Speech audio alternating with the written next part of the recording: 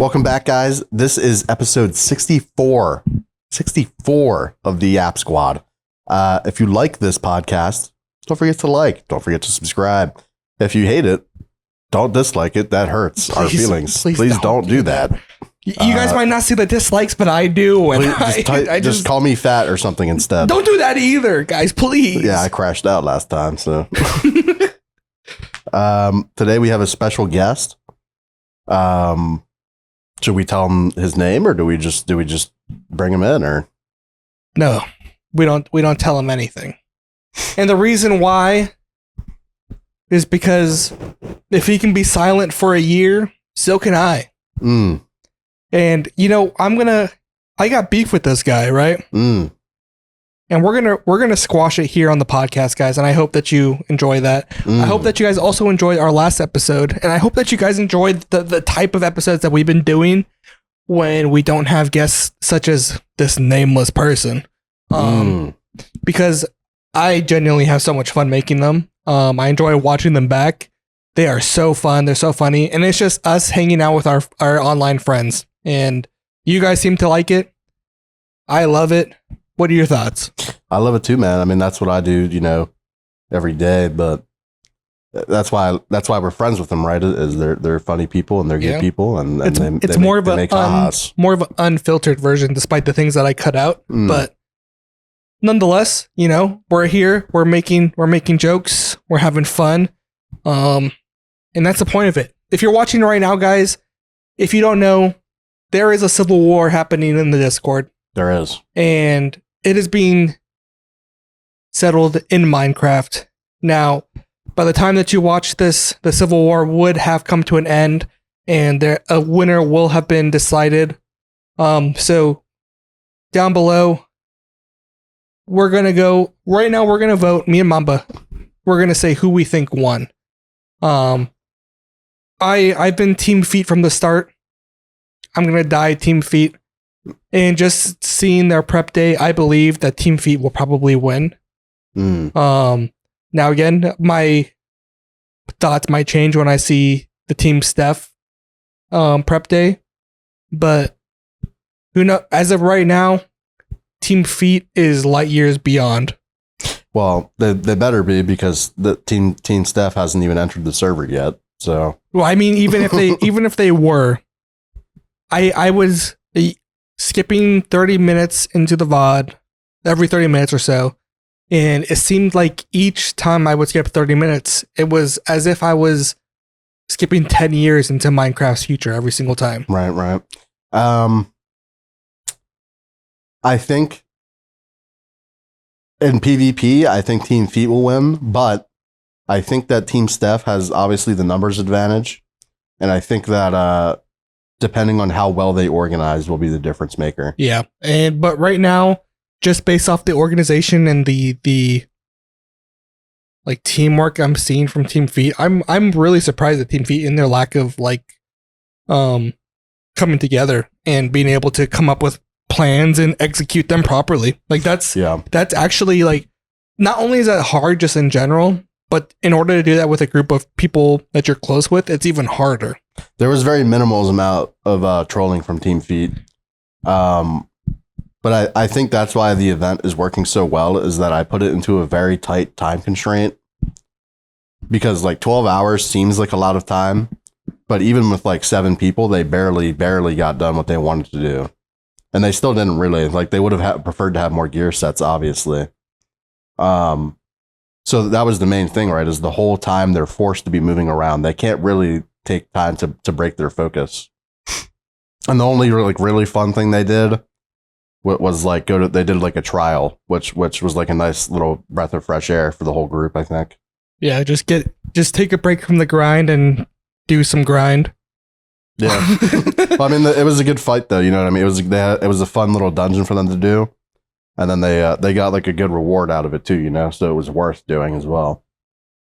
So while I talk here, why don't you go over there, make sure that the camera's recording while I talk, because I'm anxious.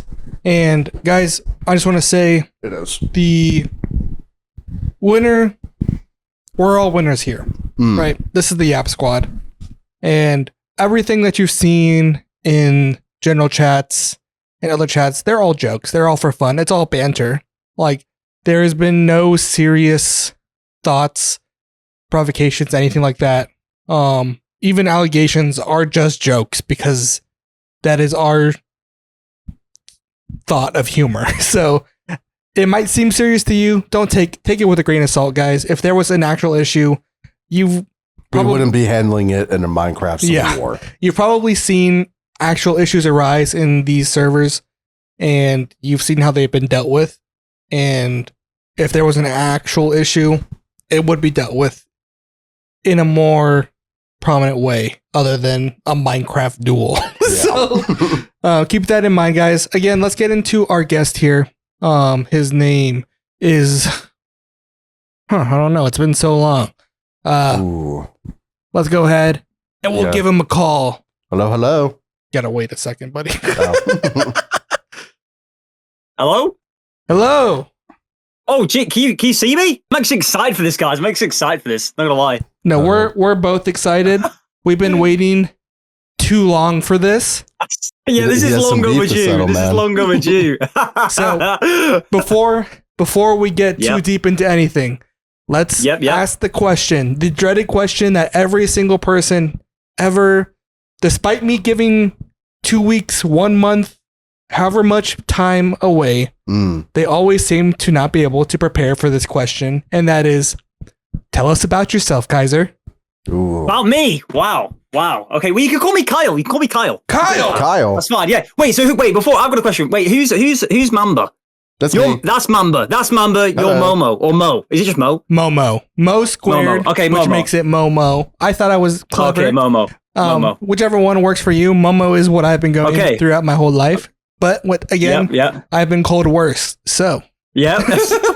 Okay. So a bit about me. Okay. Right. Wow. Where do I start? So.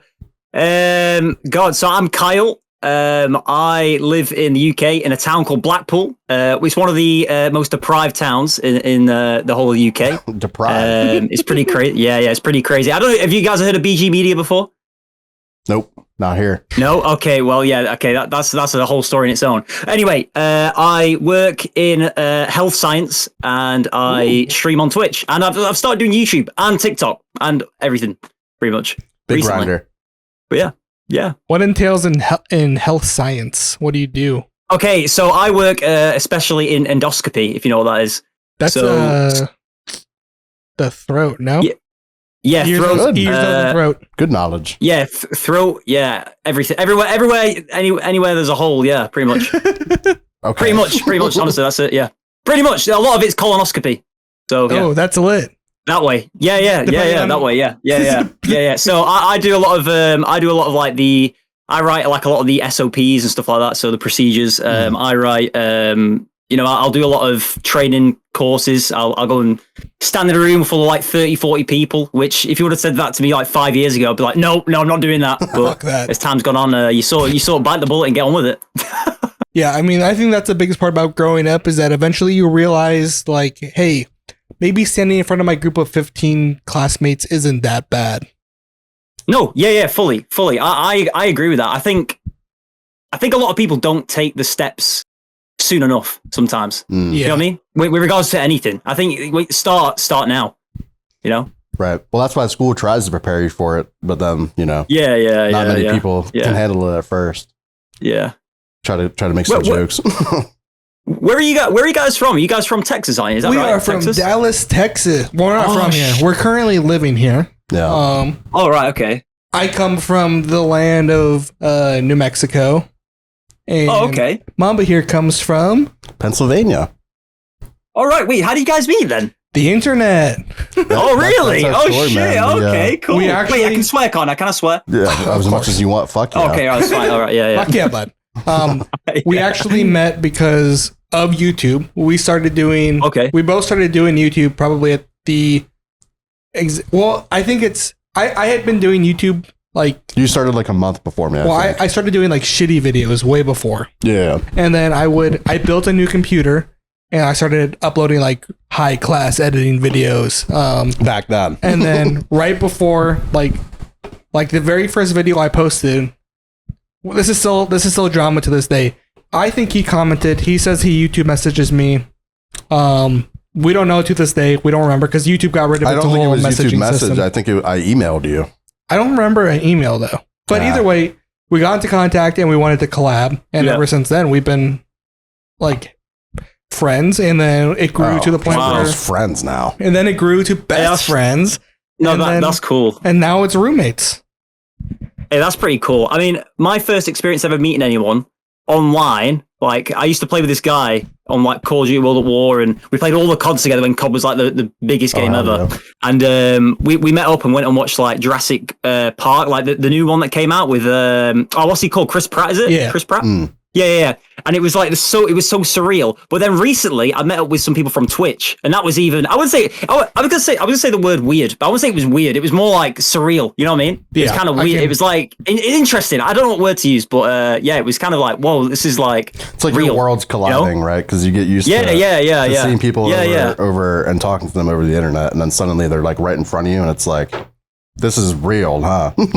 Because we've had meetups where we have gone and met up with the people that we are Discord friends with, and we've done that twice now. Yeah, and it's so, like you said, it's surreal because you see these people that you either see on a webcam or not at all. I think there's like 2 people that I've never really seen on a webcam either, and they just show up and you're like, which one are you? Who are you? Yeah. It is definitely really interesting. Because for me personally, my life for like the last probably, I don't know, like 10 years, not 10 years, but actually maybe like 8 years. It's just been work, home. That's it. So like my outlet is like Twitch and whatnot. So recently, actually, really recently, so one of my colleagues at work found one of my TikToks, because we must be friends on contact. You know when TikTok does that thing, it's like your contact. That. I hate it because I don't want woman, people to know. Oh no, because like outside of like streaming and everything else, I'm quite professional, which a lot of people find it hard to believe a lot of the time. It was just really awkward because she was like 50 plus. And she was like, she was a bit of a bit. No, seriously, she was a bit of a boomer. She was like, what? But the worst thing is, she was showing my own TikToks. Like, I don't want to see that. Like, I get it. I like them because I make them. I think they're funny. But like, it's just so awkward because you're like, it's just so like, oh, for God's sake. Mark Zuckerberg took this picture of you. Do you know that? The Chinese might have hacked your camera. Yeah, she just couldn't believe it was me, and it was like, yeah, it's me. Was it the one that popped off like super good? No, it wasn't even that one. It was like, it was God, that's the worst then. It was just like a random one. Yeah. She's one of them. Oh my God. Yeah. The worst thing is, she said she's not going to follow me. And then, fuck? What else? No, she's lying. No, she's lying to me because she keeps saying to me, "Oh, I've not even watched any of them." But then every time I'm on break with her, they keep popping up. So she must be searching. Oh yeah. She must be searching me. She must have been on my profile. There's no way. She's showing all your other coworkers, like, check this guy out. She showed one other person, but I'm not really bothered. But it's one of them. It's just, you know. When it first happens, you're like, "Oh right, okay." Yeah. You know, you feel a bit weird about it because it's like I kind of separate work and home like massively. Yeah, 100%. I think it's quite healthy to do that. I do the same thing, and so I have made it an effort to like make sure that my work people do not know anything about it. Like they can know like we're doing YouTube, we're doing a podcast or whatever. I am never telling you the name. I am never telling you anything. Like you will know if I want you to know. Well, that's the issue too, right? Is not only does it use your contacts, but it also like geolocates your shit. Yeah. You'll see a lot of shit just like from randomly in your city too. You got to select it though. Oh, true. Yeah. So I have no contact sharing. I have no geolocation. I have no like nothing. So as long as you follow those steps, you're pretty good. Unless for whatever reason you do follow somebody that is in your area, then you're kind of fucked. Yeah, it's just because it's weird because I don't have a problem with it. It's just really weird when for some reason I don't really like ageist, but it's when someone's really old and you have to explain everything. Because there's a younger guy I work with who's younger than me. He's like 22, and he's like, "Oh, that's cool as shit. Like that's so cool that you do that. Yeah. Like, how do you do this? How do you edit that?" And it's just really cool. You know, he loves it. I'll talk to him a lot. You know, what is your face doing on this? Yeah. How did you make those words pop up? Is that a selfie? It's just. I'm like, oh no. It's a long conversation. You know, it's just. Yeah, I can see that. Mine is mostly just like I'm scared because I talk a lot of shit about people that I do real life things with. So I'm like, if they were to find it, I would be like, oh, God. I didn't mean it. It was for the content. No, I would say I meant it, but I never meant for you to find it. Nah, I do that on stream all the time. I call people out. I mean, they could probably put 2 and 2 together. I don't actually say names. Occasionally. Depends how I feel. Yeah, if the shoe fits type shit. Like if you feel like this is about you, it's probably about you. Yeah. Oh yeah, I go on about that the heartbreaks from like college and that, and I just say, I air her out every now and then. I say fuck Amy, most of the time. That's how it's gonna be. No, because I share my story just in case, because a lot of people that watch me are younger. Like, oh wait, do you guys know how old I am? I don't think so. No, I don't. All right, how old do you think I am? I want to say, you said younger than me, 22. So you got to be at least 24 to 27. Because I don't think that you're that old. He was playing the old Call of Duties. I want to say you're probably like 25, 26. Okay, I'm 27. I'm 27. You're old as fuck, bro. Says you. Yeah. Wait, how old are you guys? I'm 25. I'm 29. Okay. You're 29? Yeah. Oh no. Is it the big 3-0 this year or next year? Next year. The big. Oh, yeah, you're fine then. You're fine. So you got one more year we can speak to you, and then after that, you got to go your own path. That's it, man. By next year, though, you're going to be 1 year older too, and then we'll still be fine. It'll be fine. True. No, bro. On your 30th birthday, we're gonna go fucking sit down on a bench in the park and feed the pigeons. No, bro. I hope so. That'd be sick. They got a lot to say, those pigeons. So I'm excited to hear what they got to say. They want to hear what you want to say too, bro. Like government robots for sure. I mean, I'll catch them. I see you got a jersey back there with your name, with your Twitch name on it. What's the story? Were you in the Sidemen? The Sidemen game? No, I wasn't the Sidemen train match, but I would like to be. But I'm a massive Sheffield United fan, so we're in the league just below the Premier League. Mm-hmm. But we're playing in the playoffs. Hopefully, well, we are playing in the playoffs this season, so we might get back to the Premier League. So I'm a massive Sheffield United fan. I've got a lot of signed shirts from players that have played. Where you bid on like this charity site and you pay like, I'll be honest, it's silly money. Well, it's not silly money. It goes to charity. It's not silly money. It goes to charity. But it's like you pay like £600-700. But me, my dad, and my brother, we kind of split. So it's usually like about 250 quid each, or £250. I don't know what translates into dollars. I think that's probably like that's a lot of $270 or $280. Yeah. And we get them the match worn signed shirts, and then we frame them. So I'm actually on like the 3rd floor in my house.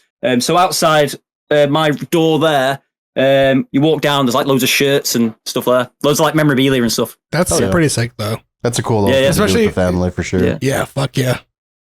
Yeah, I'm really weird when it comes to things. If I like doing something, that's all I like to do. Like in my life, I do literally one of 4 things, maybe. Either work, stream, go to a football match, or spend time with my girlfriend. That's it. You know what's crazy is that we do deep dives on all our guests before we bring them on. And it's funny that you say those 4 things, because going on your Instagram, Twitter, everything like that is legitimately all we found. Dude, that's it, man. That is it. Honestly, my life is. I don't think it's boring. I like it. No, it's sick, bro. You're going to all these countries. You're seeing all these games. Yeah.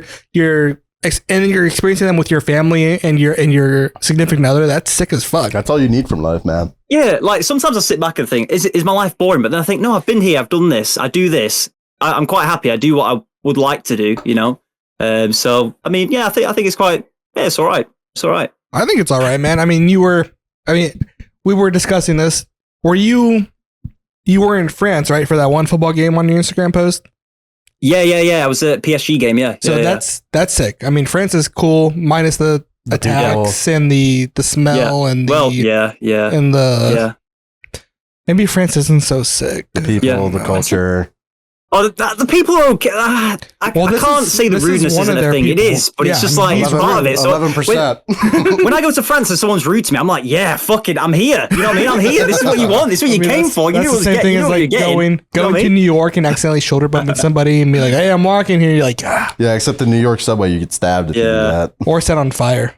Yeah, that did happen. Wait, have you guys been to New York before? I went one time when I was 12 years old. And I remember I was sleeping in the back of the van. In the minivan. He was being trafficked. Yeah. I was in the minivan and I woke up and I was in New York all of a sudden.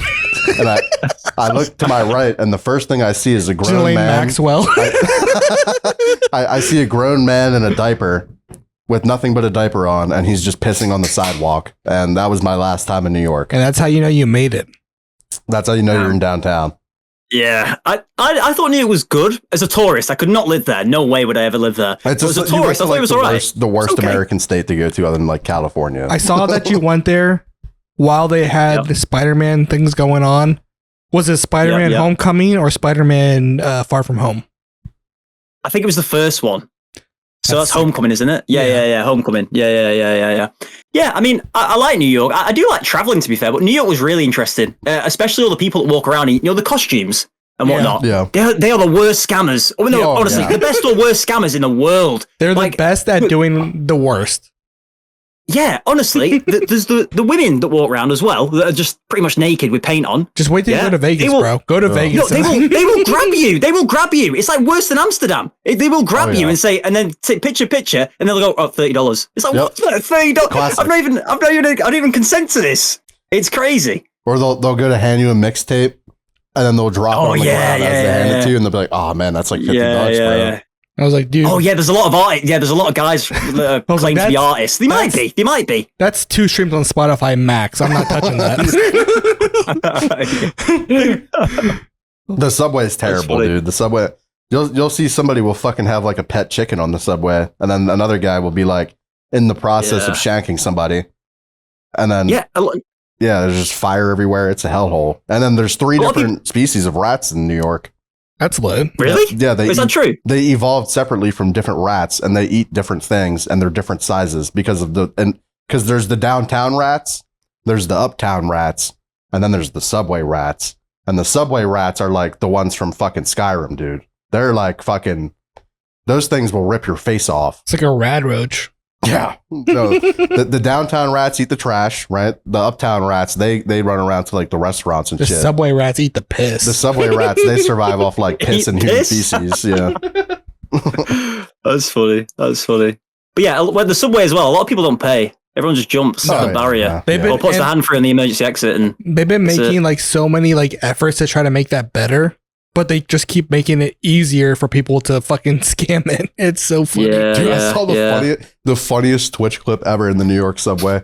This guy, he was going back and forth through the ticketing booth to escape a stream sniper. Like he would scan. You don't have enough money. Yeah. After the 3rd time, he's like, "Yeah, it's expensive to chase me. It's expensive to stream snipe me, bitch." He just walked away. Like, I think the systems these transporters got, like it's the whole tap and go, just tap your card and go. Yeah. It's a really good idea, but so many people they must be losing millions upon hundreds of millions like a year from it. Easily. Yeah, but they're getting taxed so heavily though too. So like, are they really like New York? Like a $4,000 apartment in New York is like living in like our closet here. That shit's crazy. Oh yeah. So like, I mean, they're making their money back in some ways because it's definitely not the public transportation system. But again, there's probably like. For every 10 people that pay, there's probably like 4 people that don't. So they're still making money. Yeah, true. And such a high populated city because like every tourist is going to pay. Obviously, I think you just got the hoodlums that are not paying, and the ratio's got to be way lower to where they're actually making something. Yeah. Dude, next time you come to America, man, pull up to Texas, bro. We'll show you. No, I want to go to Texas. America. You guys have got like the best internet ever, haven't you? Dallas or Texas, don't you have like? I'm pretty sure people play Fortnite move to Texas for that reason, though. I don't know if it's for that reason. Has a lot of the big names here. We gotta. I mean, Fortnite too. I mean, Clicks came here. A lot of people came here. I mean, we just got fiber, man. It's just like 1,000 up, 1,000 down. No, that's decent. Decent, bro. That's you're old enough to know that like. Back in the day where it was just like a 10 up, 10, 5. My old family computer had like 1 down. Dude, I remember not being able to load the fucking download speed site. So like 1,000 up, 1,000 down is insane for $70 a month, bro. Yeah, that's pretty crazy. Like, that's quite good. Yeah, that's insane. That's very good. Like that's like 40 quid. It is 40 quid. Oh yeah, that's good. Yeah, it's about 40 quid. Yeah, like 50. Yeah, something like that. Yeah, that's good. That's just really good. Yeah, I don't even know. I have my own internet line. I don't even know what I'd have internet-wise. I don't know. I know it's good. I know it's good. That's all I need to know. As long as you're able to stream, that's all that matters. Well, yeah, that's it. That's it. Yeah. But that brings me to my one of my first questions is, I've noticed that you're primarily like a streamer, and it's very hard to get into that space because you average probably around 20 to 30 viewers, and yeah, I think that's insane. And not to knock anything else that you're doing, but it's insane to have those numbers on Twitch with the lower numbers that you have on your other platforms. And I just wonder, how is that possible? Okay, so it's actually interesting you say that, because I don't know if you guys use Twitch Tracker or anything like that, or do you know what Twitch Tracker is? I'm sure you guys do. I've gone on it a few times. Mostly to look up myself, and I get sad, but yeah. So I don't know if this is accurate or not, but I'm pretty sure I started streaming very on and off. So in the year of 2021, I streamed, but I did like maybe 4 days or 5 days that year, you know, when you just boot it up and just whatever. And then I started streaming with my brother, I think in 2022 or 23. I think it might be end of 2022. And then he just got bored of it and stopped streaming. So then I started, for some reason, I just started taking it a bit seriously because I kind of enjoyed it. So in the last 2 years, I've pretty much only missed like maybe 3 weeks in total. That's it. Crazy. So but I think what I've come to realize though is that there's only so far you can go with Twitch. You know, I was posting clips, but it was just raw clips, no edits, no nothing like that. YouTube, I was posting full VODs of my streams, but I'd play a lot of copyrighted music in my streams, so then a lot of them get taken down, and I thought, right, well, I can't do that. That's just a pointless technique. So recently, I've started taking Wednesdays off to edit. And going forward, I've even think about maybe taking Sundays off as well to edit and post out other places, because I think it's really important. Plus, on top of that, I think I found a new love. I really enjoy vlogging. I love it. I've only did one vlog this year so far because I went to a concert with my girlfriend. It was my favorite video I've ever Sabrina Carpenter edited, vlogged. Yeah. It was so fun. And everybody seemed to like it as well. I got really good feedback. I kind of want to do more like public videos as well, you know, and stuff like that. I think that'd be quite fun, which I never thought I'd find myself in that niche, but I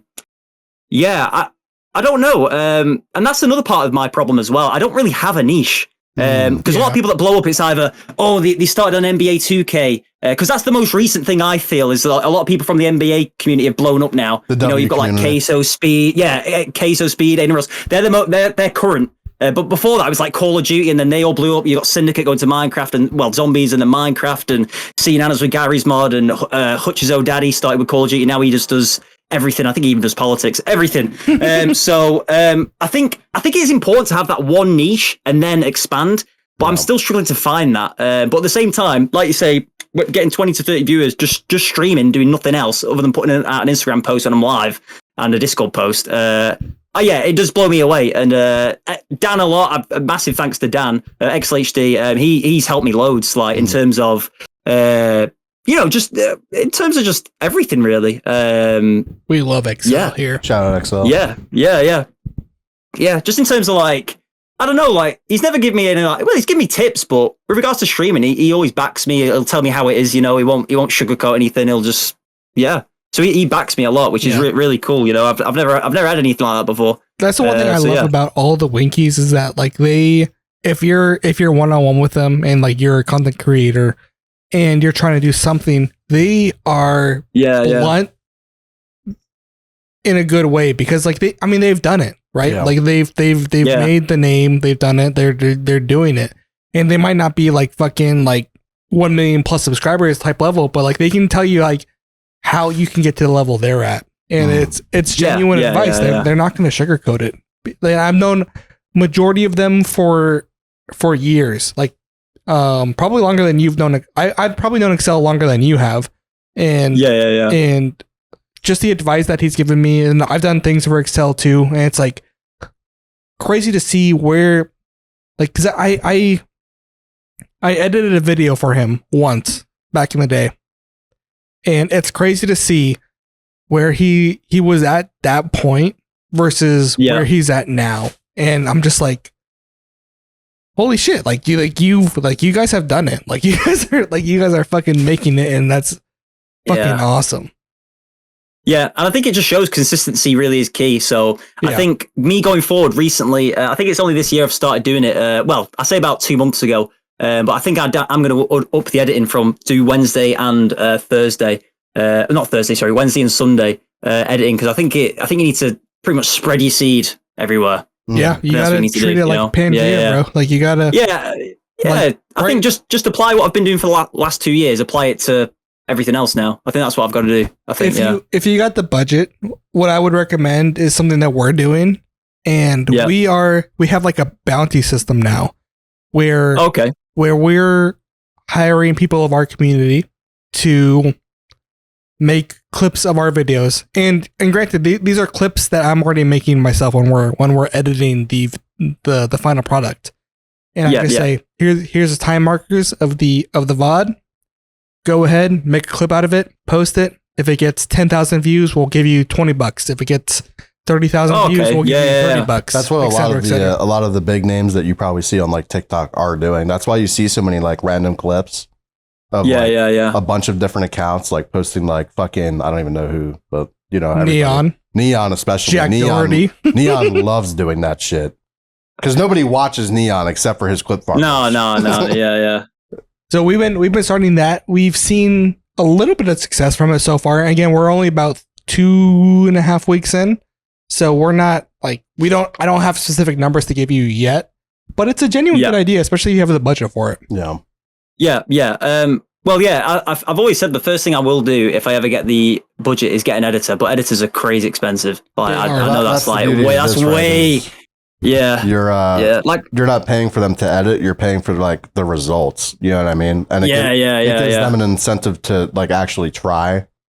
You know what I mean? Because the more they try, and the more they succeed, the more money they get. You know, and if they don't, then they don't get anything. Yeah, because Dan was editing for me for a little while, but then he was doing his own stuff. On top of that, he moved across the country, so he had loads going on. So he did stop, and I sort of wanted to learn myself as well.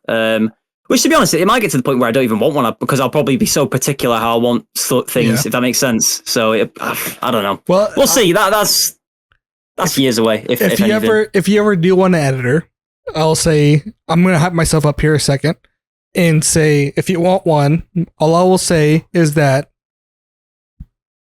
it will technically be a lower rate for you to pay me than it would for you to pay another British person because your low rate to me is a lot of money. So it's and that's just from personal experience so far. So like if you want to, and I time track all my shit. So if you pay me fucking 13-14 pound an hour for editing, that's like equal to like $20 to $22 an hour for me, which is fantastic. So if you ever want an editor, hit me up. Like I'm all right, okay. I'm open. Okay. Easy.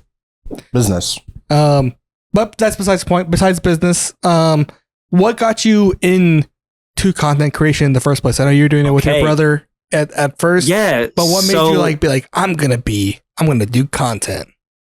Right. So it's always something I've wanted to do. So ever since, God, I was like 13 or 12 when I was playing Call of Duty. I'd see Nanas playing it on World at War and that and whatnot. I never thought anything of it. No one. I remember the days of YouTube where if you talked about money, it was like you were like, well, cancel wasn't a thing, but that's it. You were done. Like nobody. Like, do you guys remember X-Jaws? Nobody did it for money back then. Do you guys remember X-Jaws when he was like hanging around with Justin Bieber and he had money? He showed off his Porsche. He literally got like people like.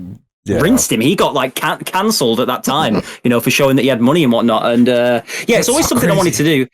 I remember when I was, I think, 13 years old, and I asked I didn't even have a PC or a laptop, right? So this was pretty dumb, but I asked for a PVR, HD PVR. I didn't even have a laptop or a PC. I just wanted one because I knew everyone's setup. It's like, oh, this is how I record my gameplay. So I was just dumb. I was just stupid, right? So my mum and dad would have bought me this PVR. They didn't buy it because they were like, why do you want to record your own screen?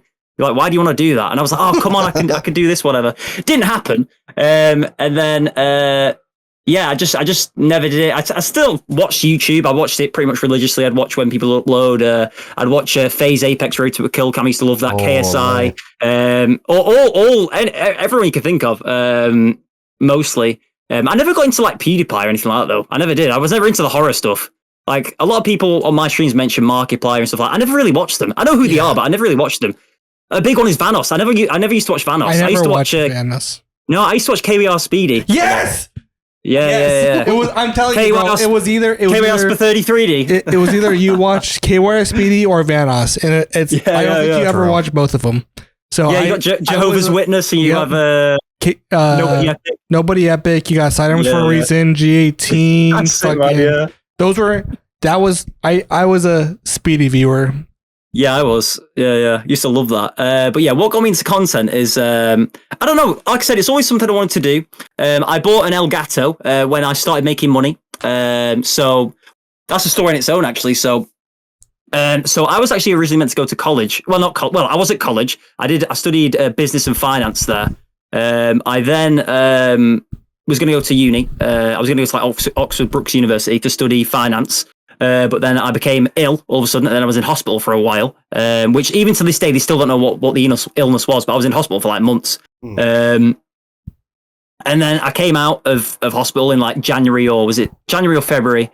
And then I was like, right, I'm not going to sit around and do nothing. I'll just take this as a gap year, I guess, but I'm not going to sit around and do nothing. So I went to get a job. So I worked at Sports Direct in Blackpool, which is Sports Direct is like a sports shop.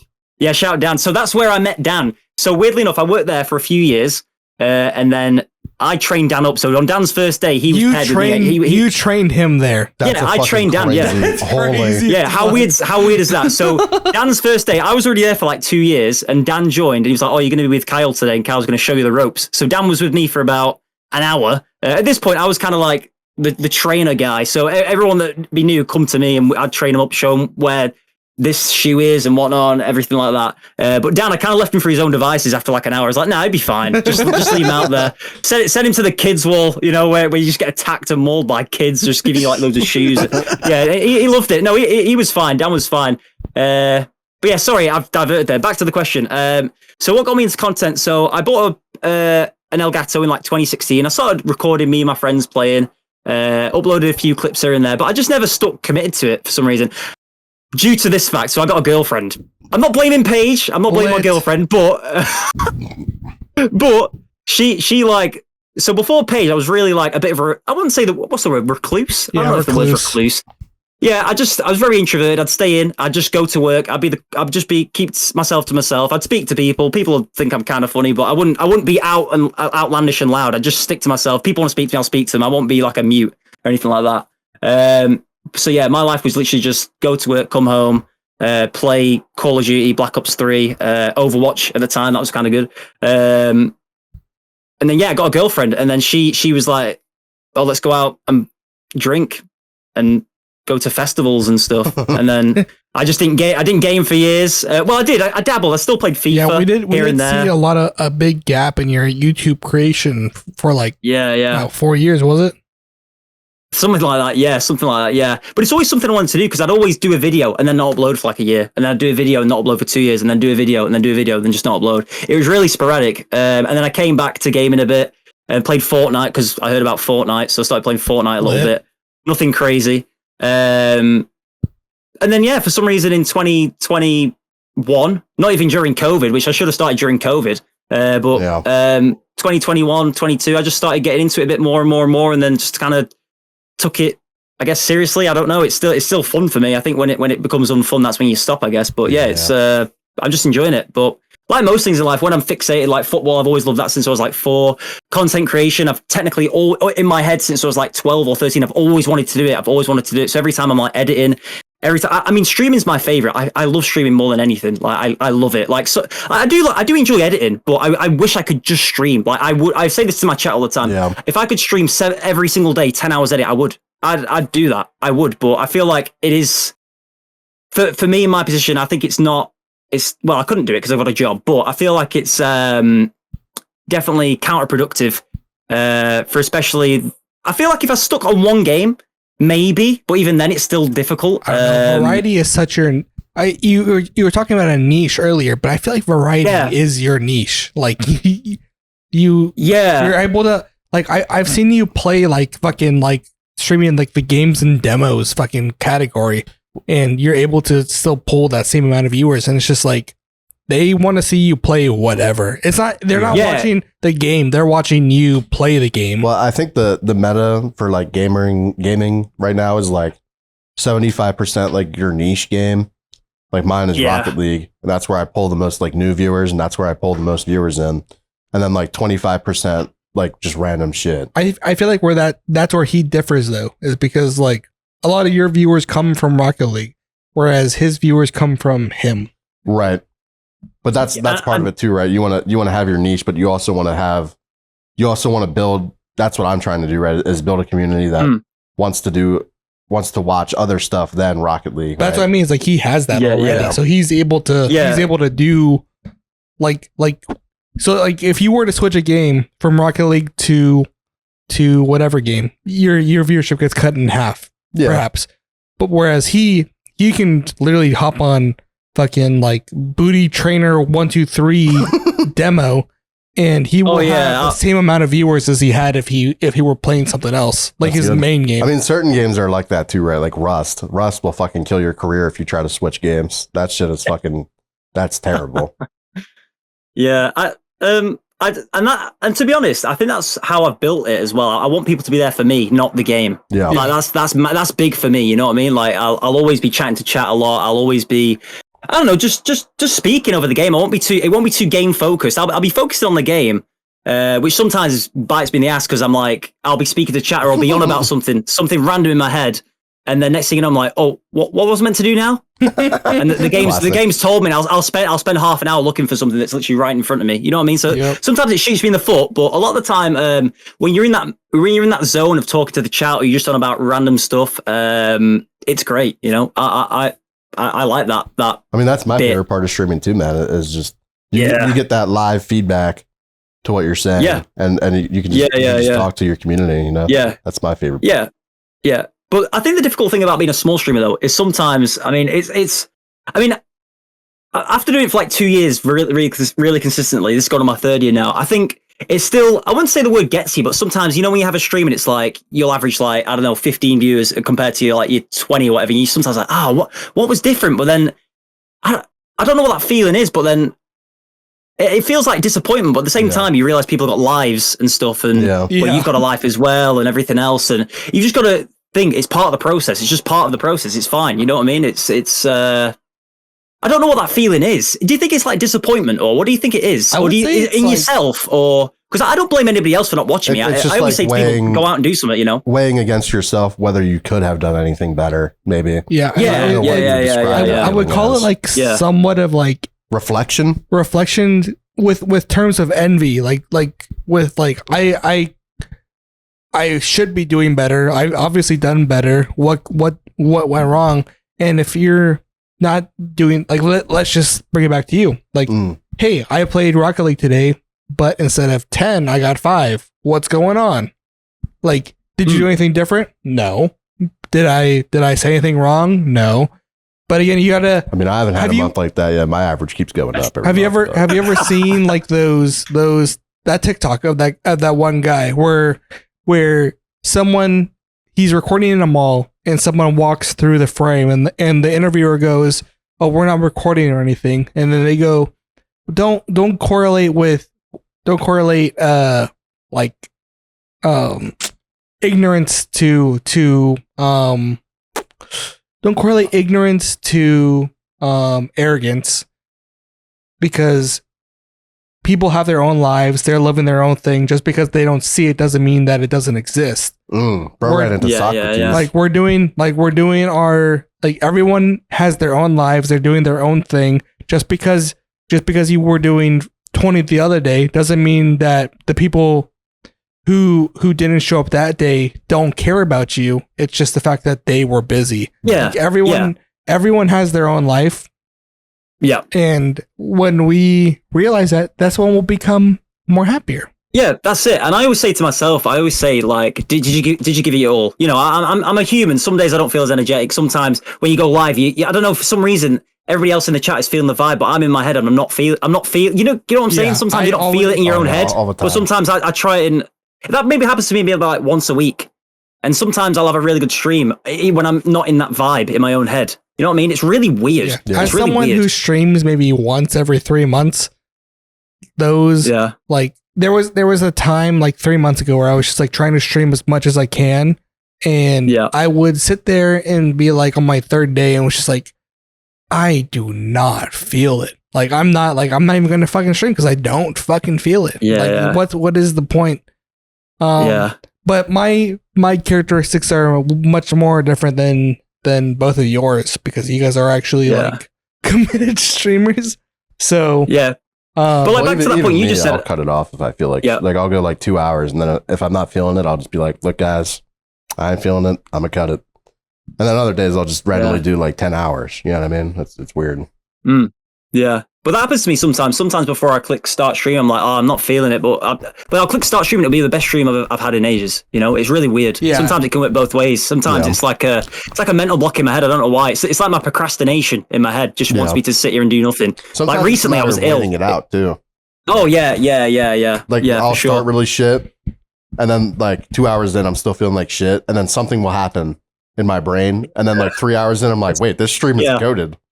It's always near the end though. Always near the end of your stream when you've got to go to bed. It's like, fuck, why? Why now? It's always right whenever you want to end. One of my best streams ever. Like ever in my fucking life. Mamba was there for it. It was super hot. It was super fucking hot. And I was, dude, if you could see my setup back in that day, I was on a fucking like, I don't even think I was on my fucking like good computer. But I remember I was like on a desk that wasn't really a desk. Like I was like in a fucking chair that wasn't a chair.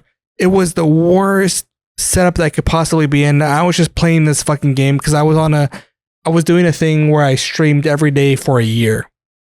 No matter what. And I was in this grind. I was doing it. And all of a sudden, for whatever reason, it was popping at like 20 plus viewers. And I'm sitting there, and right when I'm about to get off, it was just Mamba there the whole time until I'm about to get off, and that's when it just pops up. And I message Mamba, I go, what the fuck am I supposed to do, bro? I was about to get off. And so I sit there and I have to keep fucking playing. And I'm just like, this is like, I want to go to bed, bro. I got work in the morning, bro. Like I gotta go, but like I can't because this is the best I've ever done in my life. Yeah, it's the worst. It's really weird. It's like a massive catch-22 because at the end of the day, I feel like at this level, I feel like you shouldn't. I mean, at any level, I think you shouldn't really care how many views you have. If you're having fun, that's the ultimate thing. You're having fun, that's it. You know what I mean? It is because I feel like if I stream, I'll always have one person in the chat. I'm confident in saying that. And if I always got that one person, I'm good. You know what I mean? I'm good. I can bounce off that person. It's fine. Yeah. You know? So yeah, I mean, that's it at the end of the day. As long as you're having fun, everything will come naturally. Your clips or whatever you want to call it, they'll come naturally, you know, just vibing and just having fun and just being yourself and just letting yourself go, which I think streaming for me is a big outlet because I feel like I have a lot of energy, especially I don't deal well in public places at all. Like I have so much built up energy and then all of a sudden I'll just get fucking weird for like an hour, you know what I mean? I'll just be really irritating to Paige or something, and then it's just I don't know, I like to, it's like letting off steam almost, you know? Yeah, it's that's what the podcast is for me. I'm sure it is for Mamba too, because obviously with Twitch restrictions, Mamba can't say a lot of things that he wants to say on Twitch. No, guys, like I'm serious. I was so excited to come onto this today because you don't get an opportunity to speak about things either. A lot of times it's just me on my own. Yeah. Like you two have got each other. Like a lot of the time I'm trying to speak to Paige and she's usually led there trying to go to sleep. She's like, for fuck's sake, I'm trying to get to sleep. And it's like I'm talking to her about, I didn't have a good stream today. Or I'll say, oh, I had a really good stream today. And she's like, I just don't give a shit. I'm going to bed. I'm like, all right, fair enough. I don't get to speak to her about it that much, you know, really. Like I could message Dan, but then messaging, it's like, I'd be doing it all the time. And it's like, I feel a burden, you know what I mean? I don't want to. Yeah. So this podcast is amazing for me. I'm really happy you guys got me on, honestly. Dude, hop in my Discord. We be chilling in there every night, man. All I'm saying, bro, is we've been trying to get you on this podcast for a year. I know. Like legit, and that's not even a joke. Like Dan is also the worst at this, but like, he is the last Winky on our list to like get interviewed, and that was before the Winkies dissolved. So we'll just keep that in mind. But you were probably, I think after we interviewed Blue is the one who mentioned you. Yeah, and that's when you started popping off. Everywhere that I saw, and I'm sitting there trying to I'm adding you on everything. I'm sending like I sent reinforcements such as Steph to get you to fucking come on, and then can I come clean? Can I come clean? Come clean, bro. Come clean, because like this is it's a so year. Bad. It's no, a year guys, in, guys. bro. Hey, okay. So I originally saw your friend request. Okay. And can I be honest? Your profile picture, I thought it was like some sort of hack bot account. I was like, no, I don't want to add that. I saw your profile picture, it was like Mo Square with the frog. No, fuck no. I'm not adding that. I didn't know it was you. I didn't know it was you. I didn't know it was you. You just click on it. You see Discord user since 2016. All my every channel I have linked down. But I didn't do any research. I just saw the profile picture, saw Mo Square. Like, whoa, that looks like some hack shit. I'm like, no way, I'm not adding that. Because then I went through all my removed accounts, whatever it is, and I was like, "Oh, you're there. Is that the guy?" I think I sent a screenshot to the Elmir. I was like, "Is this the guy?" He was like, "Yeah, that's him." I was like, "All right." And then I had you, and then that's when we started speaking. Yeah. And even then, it still took so long. Oh no, it did. Yeah, it has. I don't know why. I think it's just I'm very. You're busy, man. You got work. You stream every day almost, so it's like I get it. I'm very methodical as well. I'm very methodical. I like to do things in set order. Right. What's the word? It's not methodical. What's the word? OCD. Like kind of. I don't think. Yeah, possibly. I like to do things at certain times and everything else. You know. Yeah. Yeah. We're the same way. You know, like we. Yeah. When things don't go to plan, we kind of like what the fuck do we do? Yeah. Yeah, no, it is bad because if I go on holiday or something, I want to know what time the plane's setting off, when we're landing, what time we're meant to get there, you know, all shit like that. I just need to know every detail. Yeah, you know, I hate not having like a clear timeline. Yeah. That's same. like my biggest pet peeve, literally for anything ever. Even at our meetups, they're like, what are we gonna do? I was like, here's what we're gonna fucking do. Listen, and then when something doesn't go to plan, like where I don't get breakfast or something, I will just be like, all right, this is. This isn't cool. The plan's gone. All the shit. I'm done. Yeah, I mean that's why I don't know, bro. I stopped planning stuff I have a bunch of content creators in this Discord, and I tried to plan stuff for us to do. People didn't read or didn't show up or just straight up ignored me, and then they're like, the people that ignored me are the worst because they'll be like, so when are we doing this? He's like, it's right here. Yeah, it's right here. Oh my god! If it takes you more than 1 minute to read one paragraph, please go back to school. To be fair, though, you're hypocritical as fuck. Why? What did you message me earlier? I don't remember. What time are we recording at? Okay, to be fair, you said that to me. You said the time we're recording like 5 days ago, and I have been very fucking locked in the last 5 days. Same. Okay, but I have fucking brain damage. Kyzer, do you think that's an excuse or no? Only one of us gets a government check for being brain damaged. It could be. It does seem kind of locked in. He's been streaming a lot, hasn't he, recently? 12 hours yesterday. Yeah, that's kind of wild. Yeah, but how much of the rest of the time that I wasn't streaming was going into planning this dumbass event? Like, it's going really well.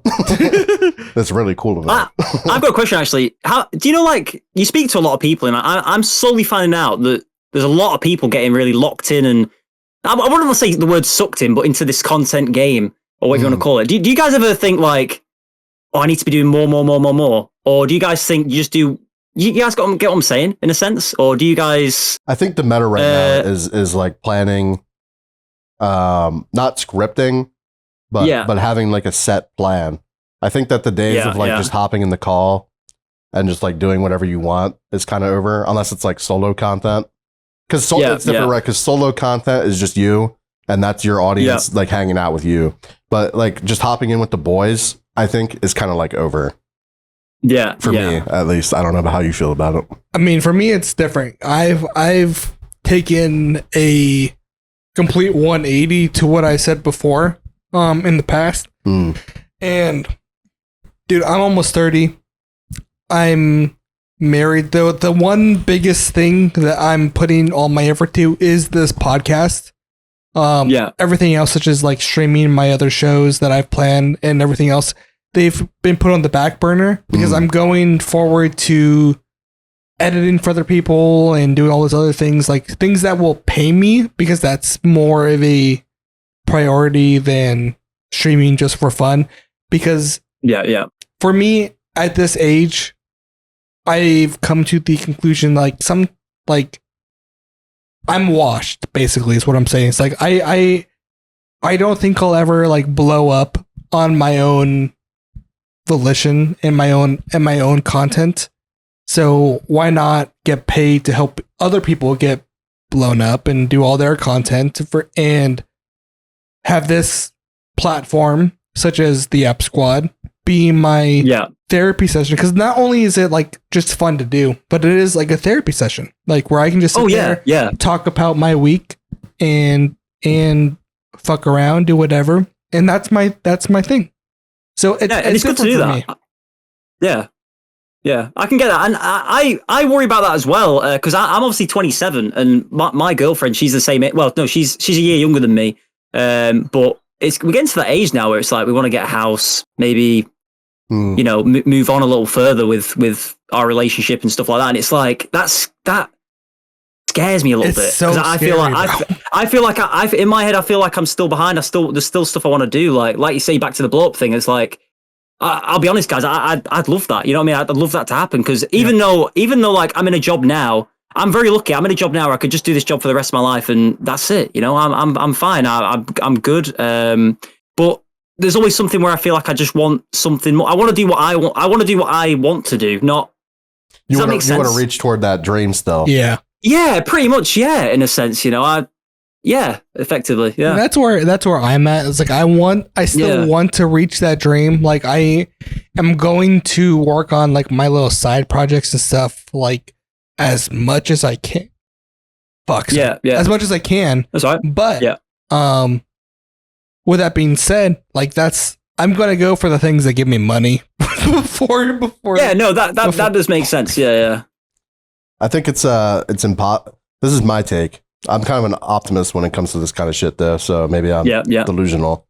I think that if you lock in on your quote unquote dream for your whole life, even if it doesn't go anywhere, like if I held the same amount of viewers for the rest of my life streaming, and I was about to die and I was on my deathbed, I would still be like, that was pretty sick. I would always still be happy and content. I think it's because like I want a family, right? And like you gotta weigh your priorities and your dreams still. Yeah, the priorities are so much different, because like if you want to be the way that you are right now forever, then that dream is totally realistic for you, and that's totally like reachable.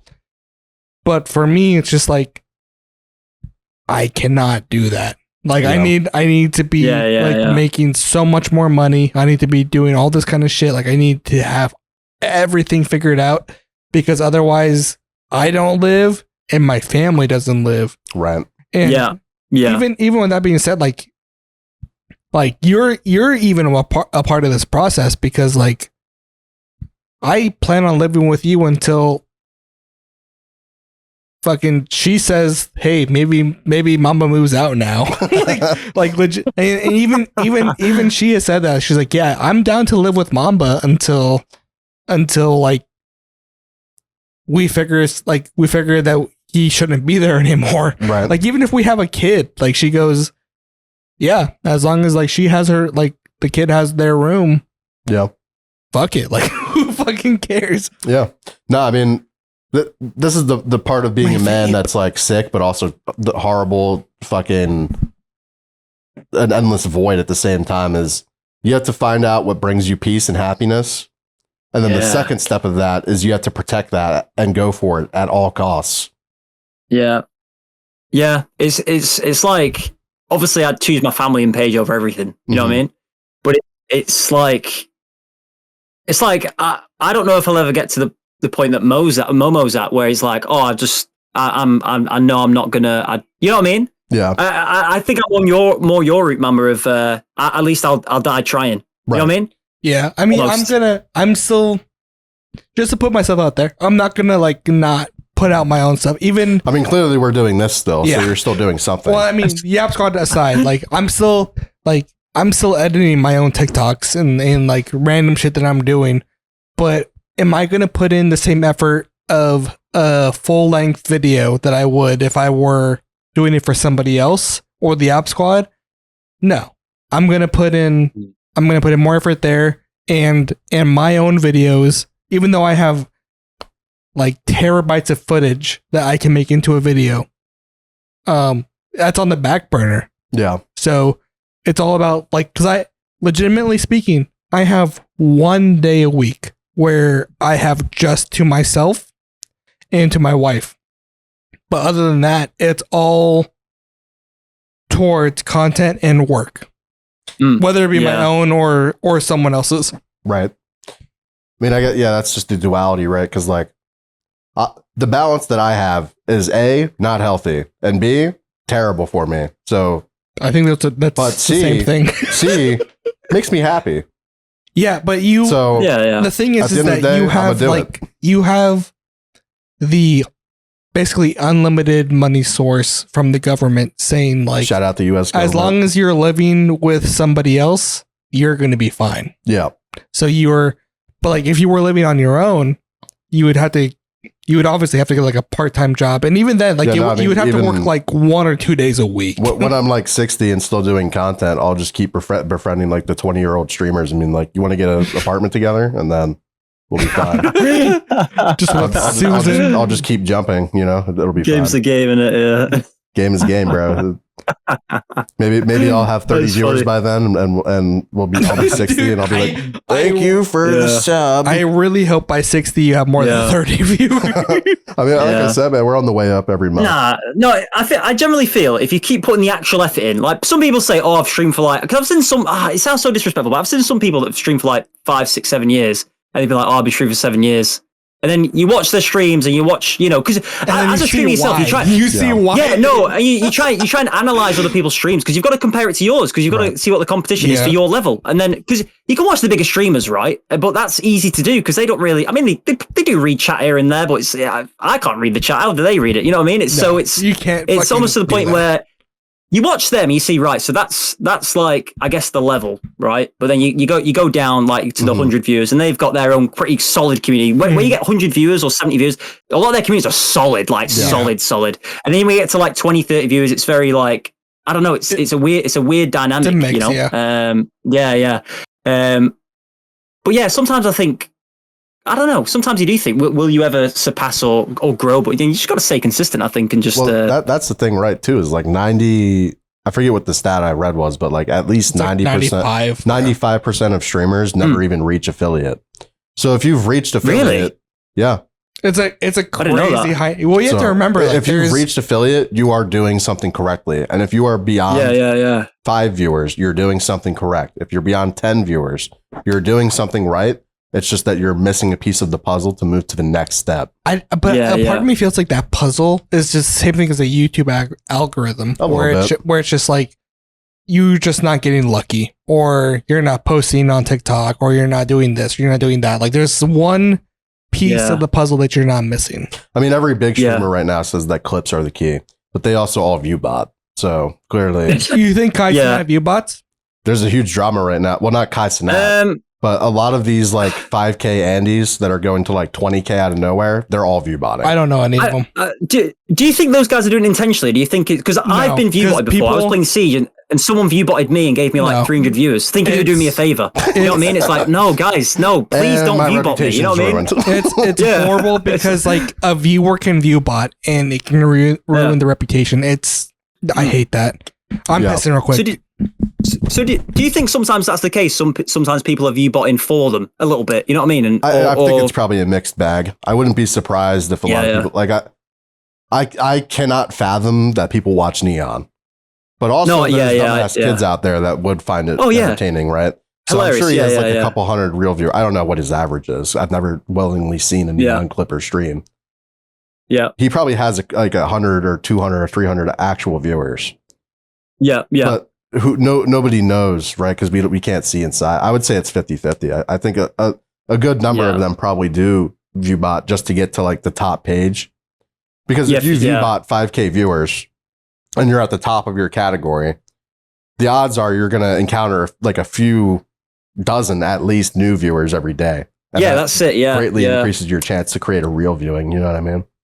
God. So sometimes you sit there and think it's just all a scam. Like everyone at the top is just viewbotting. Yeah. Even people are like trying to get partner. You know what I mean? It's like they got a few viewbot because if you're at like 65 or some viewers, I don't get why you would viewbot anyway. You know what I mean? I don't get it. I don't get it. Doesn't even gain you anything at that point. No, that's what I mean. It's like just partner's cool, but it's like, you don't even get anything. Yeah, I think you don't. You get maybe better numbers on your. Yeah, better split. I think. I think the better split, but it's like not even that. It's like 20%. No. Yeah, like, okay, well, you're still gonna have the same amount of subs, little brother. You know what I mean? Like. Yeah. But back to what you guys were saying before, I think clips are important, but I think also what I've learned this year, I think this year has been a big learning curve for me with Twitch and content in general. I think networking with people is massive. Yeah, it's huge. Because a lot of my viewers, I say this all the time in the stream, a lot of my viewers are from people. I've got hardly any what do we call it? Homegrown. I call him homegrown. I have like one homegrown viewer, and he's a mod. He's called Just Tom NL. He's great. Yeah. He doesn't really watch Twitch anymore, but he comes in my stream, says hi, which is amazing that he even does that. but yeah, a lot of my viewers are like are from people. So I've got obviously Dan XLHD. I've got this other guy called Jack of All Games who gave me my first couple of viewers, and one of his viewers called Cleo Fade and another one called Keys. They're literally in my chat always now, or they're always there lurking and whatnot. And then another one is this. So weirdly, I got raided by a Austrian. He was like a drama channel. He's called Kyzer 98. Okay, no way. So yeah, he's called Kyzer 98. So I did a 24-hour birthday stream a few years ago. So apparently Dutch and German, they're quite similar in language or something like that, or Dutch is like a mix of German and English. So anyway, he was finding someone who's similar name to me, so he found this guy called Kyzer 98. So he went into his chat and said I was talking shit about him, but I wasn't. And then he came into my chat and was like, oh, what's good, brother, sort of thing. Obviously he's German, his English is okay. And then he has like 300-400 viewers. I think now he's kind of blown up. He gets like 1,000 live viewers on his streams and whatnot on his YouTube. He does really, really well. But yeah, he raids me every now and then. And I have a lot of Austrian/German viewers in my stream a lot of the time, which is super cool because a lot of them have transitioned and they speak to me and stuff. It's really cool. But I think, Mo, we're just speaking about, networking and stuff like that. I was just saying how a lot of my viewers have come from people. Like I've not got many homegrown viewers. I think I've only got like, off the top of my head, maybe like 2 homegrown viewers or 1. That's it. The rest of all come from people. We're very similar, especially considering this podcast has been a game changer for our viewership. Right. I mean, it comes down to like people have their set group or even just one person that they watch. And then, I mean, obviously that person can only stream so many hours in a day. So sometimes they'll interact with somebody and they'll like that person and then they watch that person too. I can guarantee you after this episode drops, you're going to gain like 6-7 more fucking average viewers because Kyzer's going to post this and he's going to be like, yo, I will. I'm going to post him in Discord. Yeah. And he's going to be like, shall we? Yo, this is going to be like he's live when I like, cause whenever you end, he goes live 90% of the time. Yeah. So, all right. Shout out to Brits, man. I'll babysit your viewers, man. I drop them off, man. And that's I mean that like I would say Jack's viewers do not like me. But this British guy Jack always raids me with like 7 people. Goes right down. There's no way that. All right, so Elite Bunny, right? Yeah. I know Elite I'm Bunny. gonna say he's got to know. Yeah. Okay. Because you gotta remember these are all people from the same somewhat community. Yeah. Like you know Alamir, obviously. Fucking Elite Bunny. Fucking who else? Jack's viewers immediately leave when he raids me. It's crazy. There's a small streamer I know. His name is Dr. Blue. Do you know him? Yeah, I know Dr. Blue. Yeah. I love Dr. Blue. Dr. Blue's my favorite. Yeah, raids and whatnot are very interesting because sometimes it's really weird. Sometimes I get raids and like immediately people will join. They'll put their emotes and then they'll leave. But then sometimes you get joined. It's very interactive. It's really weird. I find raids interesting, but I don't know. Raids are good.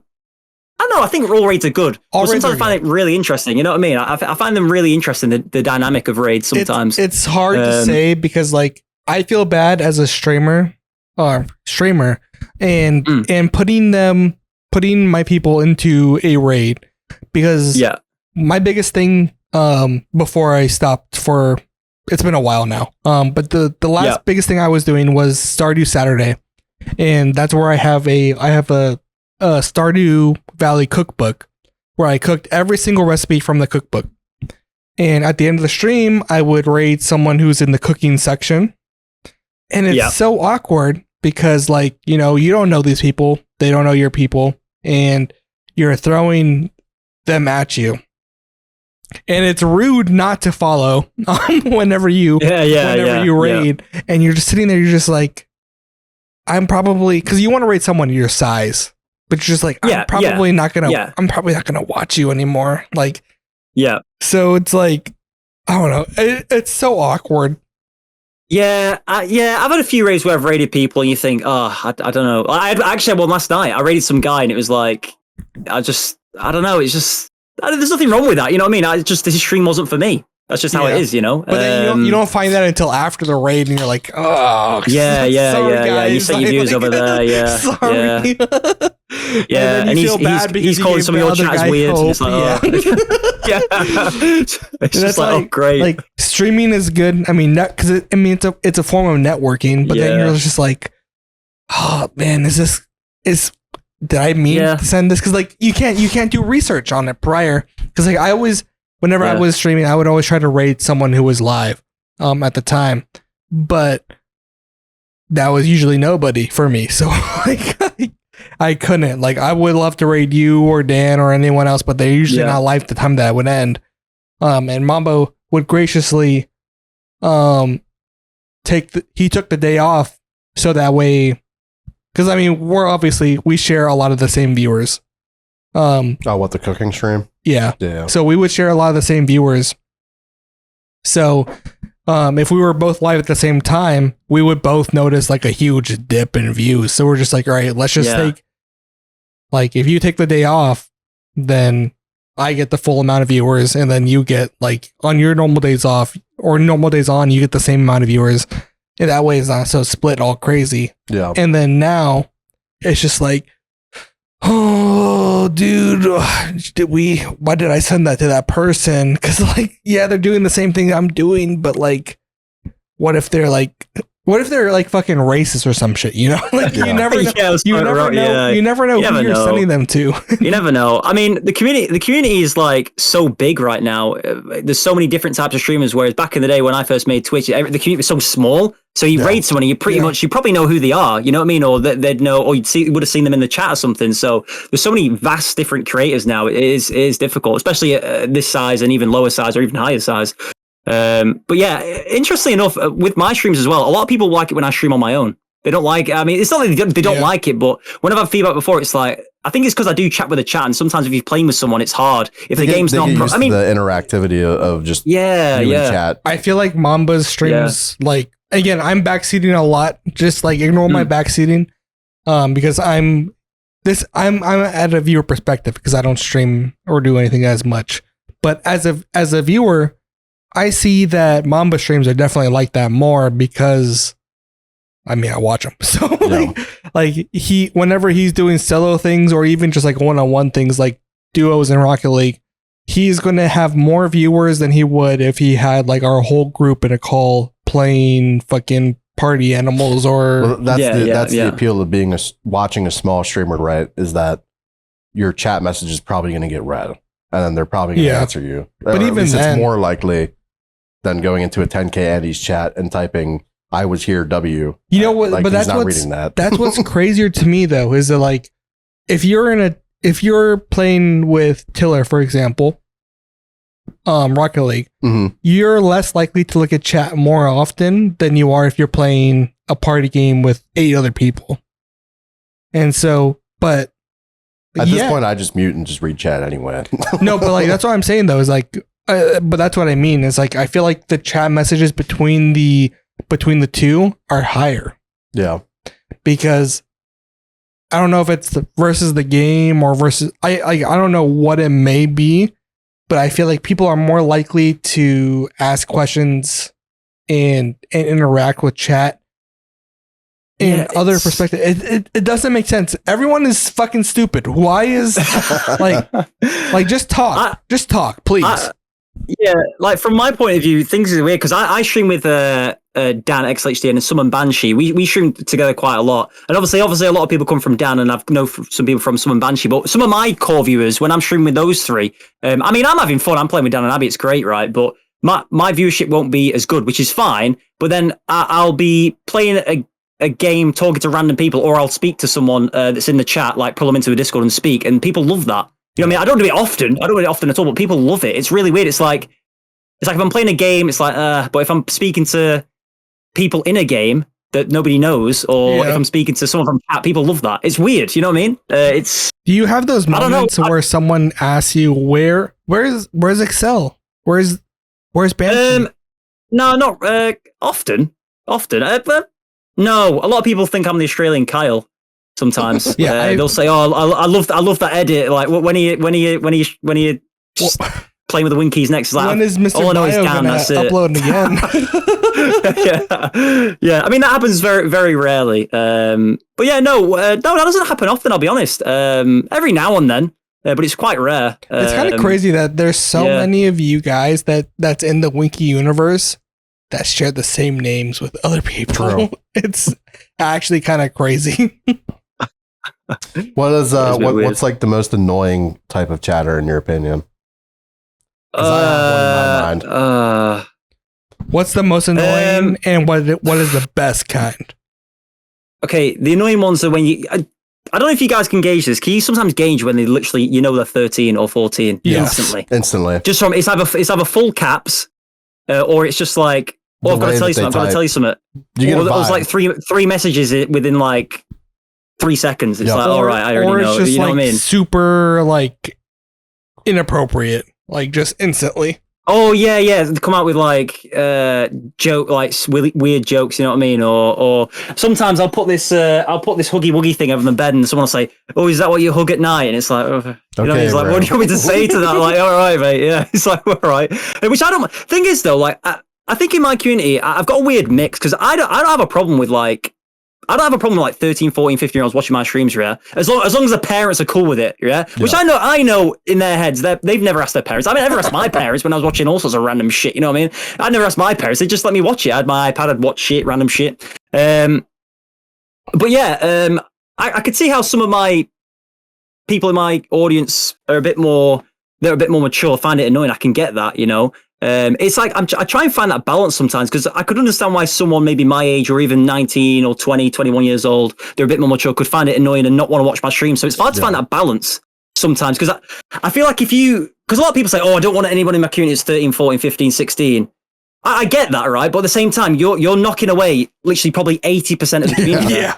You know what I mean? So why are you doing that? You know what I mean? I don't mind, people being a bit silly. I don't, you know what I mean? Like I have a big issue with banning people. You know what I mean? I try and not do it. It's like if it's something crazy, you're getting banned, but I try and not if it's, you know what I mean? It's hard to find that ground sometimes. The only time I really ban like real viewers is if they threaten another chatter. That's kind of racist, obviously. Or, well, that's what I mean. Yeah, stuff like that. Yeah, actually, TOS. Yeah. Yeah. My I don't have any issues. Chatter is by far when I play Rocket League. Every fucking stream, I have one guy who gets off school and he comes in and I've never seen him before. And he says, "Are you playing against viewers? You're not a viewer yet, little bro." No. Oh yeah, no, they're the worst. People are like, "Oh, can we 1v1? Can we 4v4 or something like that, or 3v3?" It's like, no, just go get a friend. Make one friend, man. I'm the worst chatter by egging it on and be like, "Dude, you won't 1v1 that guy." And I'm like, yeah, you're right. I'm not gonna do that. Yeah, and then the best chatters are just, I don't know, I guess you could look at this kind of egotistical. People that are always there. Yeah. You know what I mean? They're the best ones. Like, for me, there's this guy called Cleo Fades over there, Keys, Destination. I've got quite a few, but it's really cool. It's really like, when you stop and think about it sometimes, it's someone, even if they lurk, like, I understand, like, even when I streams, I don't sit there and just mong out and watch the whole stream for 3 hours. You know what I mean? It's usually background noise for me when I'm doing something, or sometimes like 90% of viewers, Yeah, but it's really cool when you sit back and think. I've been streaming for like 8 weeks in a row now, and they've been in every stream. And when they do the watch streak, and it's like, 385th day, and it's like, what the hell? You know what I mean? It's kind of like you sit and think about it, think that's pretty cool. You know, it's really cool that someone out of all these streamers that there are there, and that's something that impacts me a lot as a streamer. Sometimes I think, I mean, this is how I've approached it anyway, always, is that I will give my all to that stream as much as I can that set day. Yeah. I'll put my energy into it, you know what I mean? Like, some people want to stream and just chill, you know, kick back, just play a game. If someone's there chatting, they'll chat to them. But I try and put myself out there. But at the same time, it's an even exchange for me, because I like to let off steam in terms of, not in a negative way, but just let off your energy. Thoughts in my head, or what's been going on in this day, this week, and everything like that. You know, it's like recently. Do you know about the 100 men and 100 men and one gorilla? Yeah. Do I know about it? So, I've done it. So we were talking about it. Wait, what? I was part of it. I was part of the test. Wait, so the 100 men won? Yep. I think the 100 men would win as well. I think 100 men as well. I think 100 men would win. You know, what kind of gorilla? Say silverback, aren't they? Silverback? Well, a silverback could probably kill like 5 people with one punch. Yeah, I think 5 are dying, but then when it gets gassed and we jump on top of the dog pile, it's over. That's the thing, though. Who's going to be the bait? You know what I mean? I said, because I'm standing at the back. I say women and children first, and then get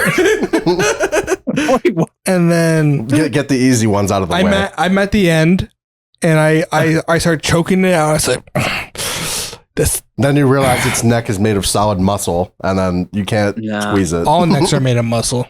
Well, yeah, but that one's like fucking. That's like steroid neck. That thing's fucking crazy. Yeah, but like I can still do it. Yeah, and then it fucking it just elbows you, and then it fucking throws you into the pit with Harambe. That's like the tag team. So another. No, so it's one gorilla. I don't think you heard that part. Well, it throws you out of the arena into another arena. Oh, I just want to know what like gorillas like, because gorillas don't punch, do they? They kind of swipe, don't they? So I want to know what like their swipe power is like. How strong is that going to be? I know it's going to be strong. Dude. I know it's going to be strong. You know, it probably split me in half. I'd fold like a deck chair. It's got to be like a Captain America type punch, bro. You think so? Like it's got to be like a fucking super soldier, fucking hero serum type shit. Because like gorillas are fucking massively strong. Yeah, someone must have tested that though. Someone must have tested their power easily. Well, yeah, surely. I mean, they have to make glass. Like certain types of glass to put them into zoos. And if they're putting like bulletproof type glass into zoos and they're able to crack it, that would mean that their punch even at that like range and speed can spiderweb a fucking bulletproof type glass. I would say they're like they can at least punch as hard as a bullet. Like yeah. That's like I'm sticking with Florida, 100 man. They keep dumping all this meth into the swamps, and the gators keep eating the meth. No, I'll do it. And now we got meth gators on the loose. That's like a horror movie, man. I give them bath salts. See how they do. Florida's the craziest place. Like you'll just read like a news article of like this guy threw an alligator through a drive-through window the other day.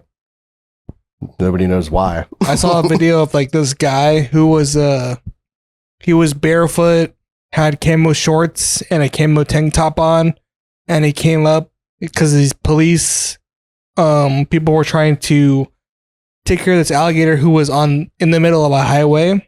And this guy just walks up barefoot and wrestles the alligator into submission to the point where they're able to duct tape its mouth, etc., and they're able to carry it into the truck. So if that doesn't scream Florida, I don't know what does. There's literally a website where you can type in any day and it will tell you what happened in Florida on that day. And it's always something crazy. Oh, yeah. It's always something crazy. Like man gets shot 12 times, throws alligator at police. Well, Florida was the first place like where you heard of like the fucking salt bath zombies. Yeah. That shit was crazy. I don't know if you heard about that arc over there across the pond, Kyzer, but Kyle. No, I've heard bits. I mean, America's crazy anyway, from what I know. I don't know. It's like I've been there. I liked it. But I think every state's completely different. I think that's. Yes. I've only been to one. I've only been to New York. That's it. But I've got a feeling that every state's completely different. Because when I've spoke to people from America, they always say like, I don't know, everything's kind of different. in every state. Well, Which that's also, what a I lot didn't of people realize don't this. realize, right? It's like the United Kingdom, right, where you have your different Yeah. countries under one banner. Oh yeah, The yeah, 50 yeah, yeah. states are all technically their own country, Yeah, legally speaking, but they Yeah, just have a yeah. unified government over them, type shit. You know what I mean? Yeah. Like you That's would never cool. be like "oi bloke" to a Welsh person because he would speak some gibberish that's like the entire alphabet randomized, and then. Oh yeah, I Welsh is just understood that. Welsh is Yeah. Welsh is different. Fuck Secor Panda. Oh, is he called Panda Welsh? Yes. Are they? All right. Yeah, fuck him though. So.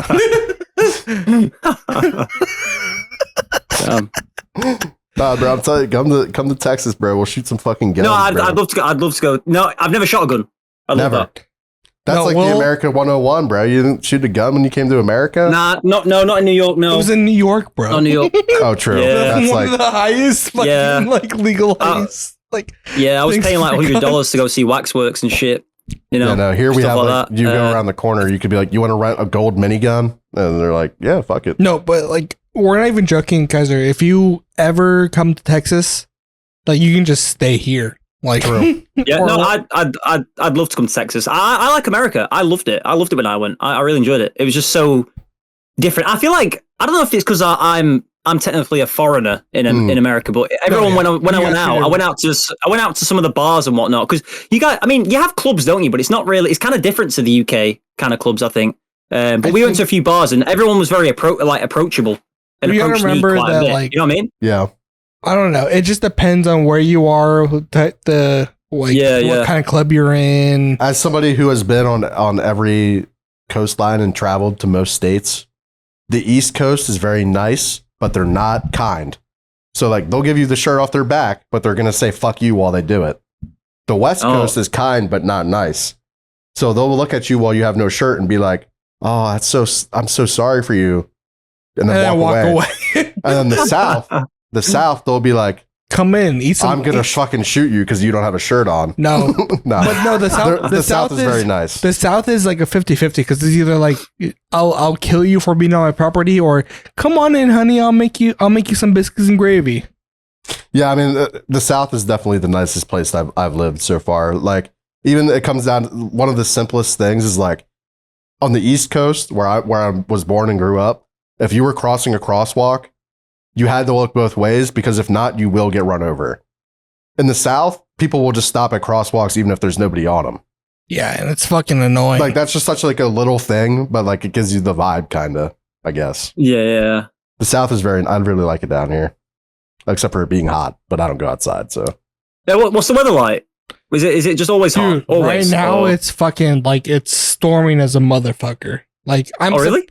I'm surprised that our internet is still on. Like type storming. It's like a 6-month long summer and then like a 3-month long winter and then like a 3-month right. of like 70 Fahrenheit. So what is, I don't know what that is in British. We got our monsoon seasons, bruh. Like it's like it Yeah. gets crazy out here sometimes, and then You guys have air conditioning, don't you? AC. Every building here has AC. Oh yeah, we have to. Like I mean, You but will like, die if you don't have it. I legitimately I went through a whole thing with our apartment complex saying like because our AC stopped working and it was 80 plus degrees inside.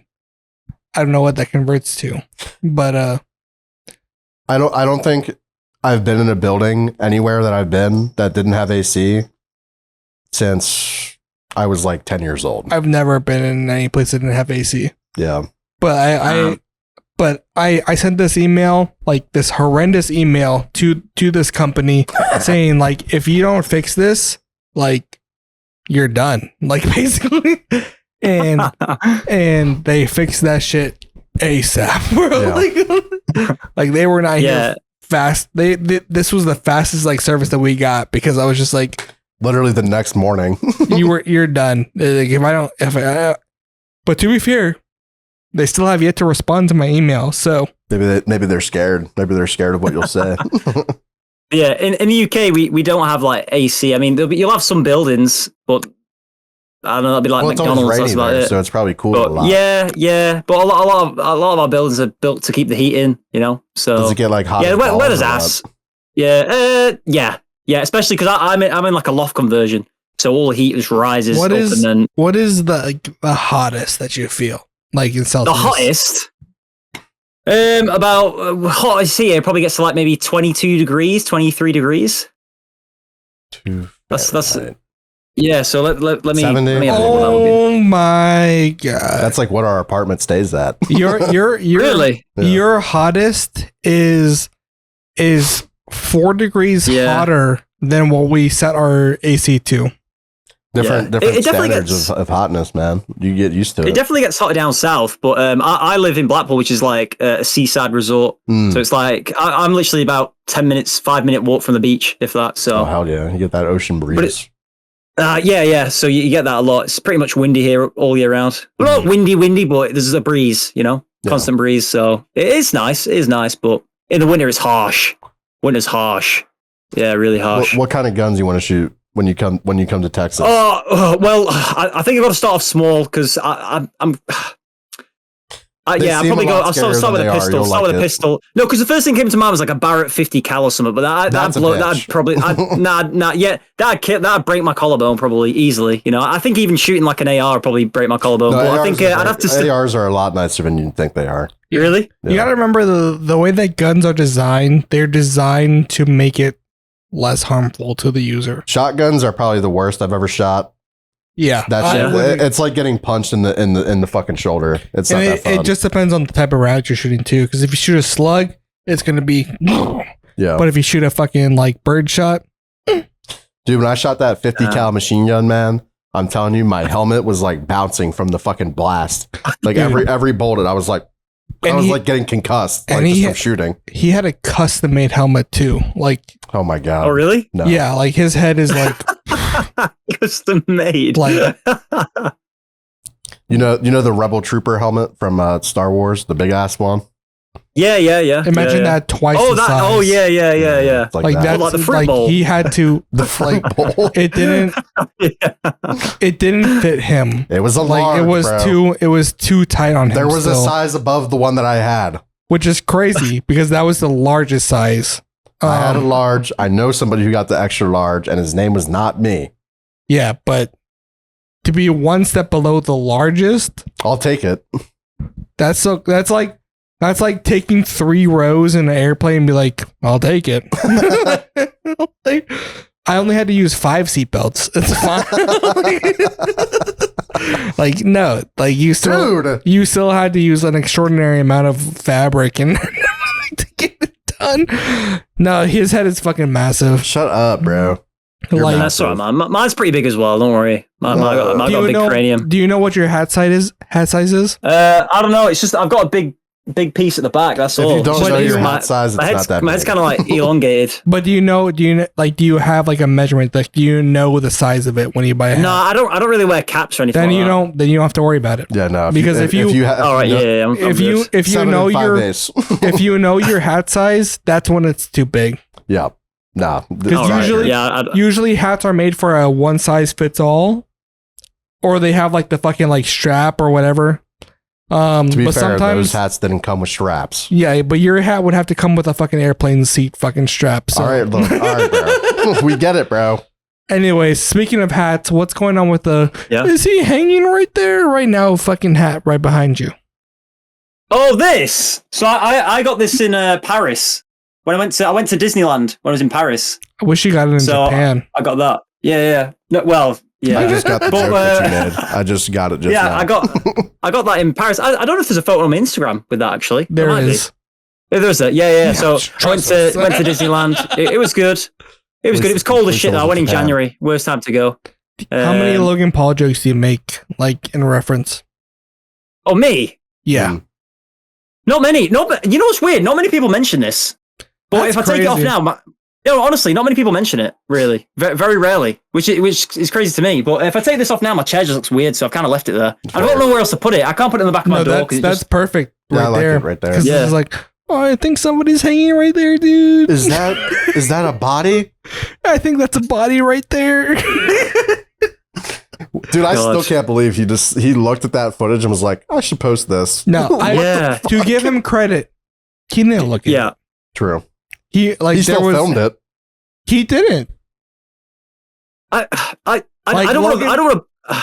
Logan Paul was like, I mean, he was filmed saying that, so he didn't film it. So like, someone filmed him saying that, and then they sent it to an editor, and they were like, "That's fine." Yeah. And then they blurred it, etc., etc. Like did he participate in it? Yes, but did he have anything to do with it? No, he was a daily vlogger who was sending things to an editor every 24 hours. He had nothing to do with it. I will say, since he got canceled, he's done a good 180. He's improved. Dude, fully. Logan Paul is fire now, bro. Yeah, I'll be honest. Yeah, no. Yeah, like I'm not. I used to love wrestling as a kid, right? But I literally now all I watch is maybe Royal Rumble and WrestleMania. That's it. But the matches he's had he's decent. He's decent. You wouldn't think if you didn't know who he was, he wasn't a wrestler. You know what I mean? You're probably like, he's all right. You know what I mean? He's doing well. You know who was in Dallas recently? Who? Logan Paul. Oh, Logan Paul. Oh, well, Logan Paul was in Dallas. WrestleMania, bro. It was just. Oh, was it? I thought it was in Vegas. It just happened right now. Like Wait, is like Vegas last week. Vegas is in Texas. No. Wait, where's Vegas? Nevada. Nevada. What's Nevada? Is Nevada a place? That's like That's a like 2 desert states hellhole. away. That's like where Red Dead Redemption 3 That's where all the gambling goes on. Yeah, I'd like to go Vegas. Vegas would be cool. No, you don't, unless you want to gamble. I'll say this till the day I die. Unless you're a gambling person, There's nothing to do there there's except nothing to spend do money. there. Because Oh, really? Yeah. unless you like, Well, you got to remember, it's in the middle of a desert, right? So there's the city where everybody gambles, and that was why the city was made in the first place. And then 45 minutes into the desert, there's like Area 51, which you will get shot at if you go near. yeah, and it's like the thing is about Vegas is like, again, it's cool if you want to gamble, and they have very, very, very nice hotels. So if you want to go there for the hotels, chill. None of the hotels have balconies, though. Some of them do. Nope, they're not allowed because people keep killing themselves. Touche. Oh shit. But some of them are cool. Some of them are worth it.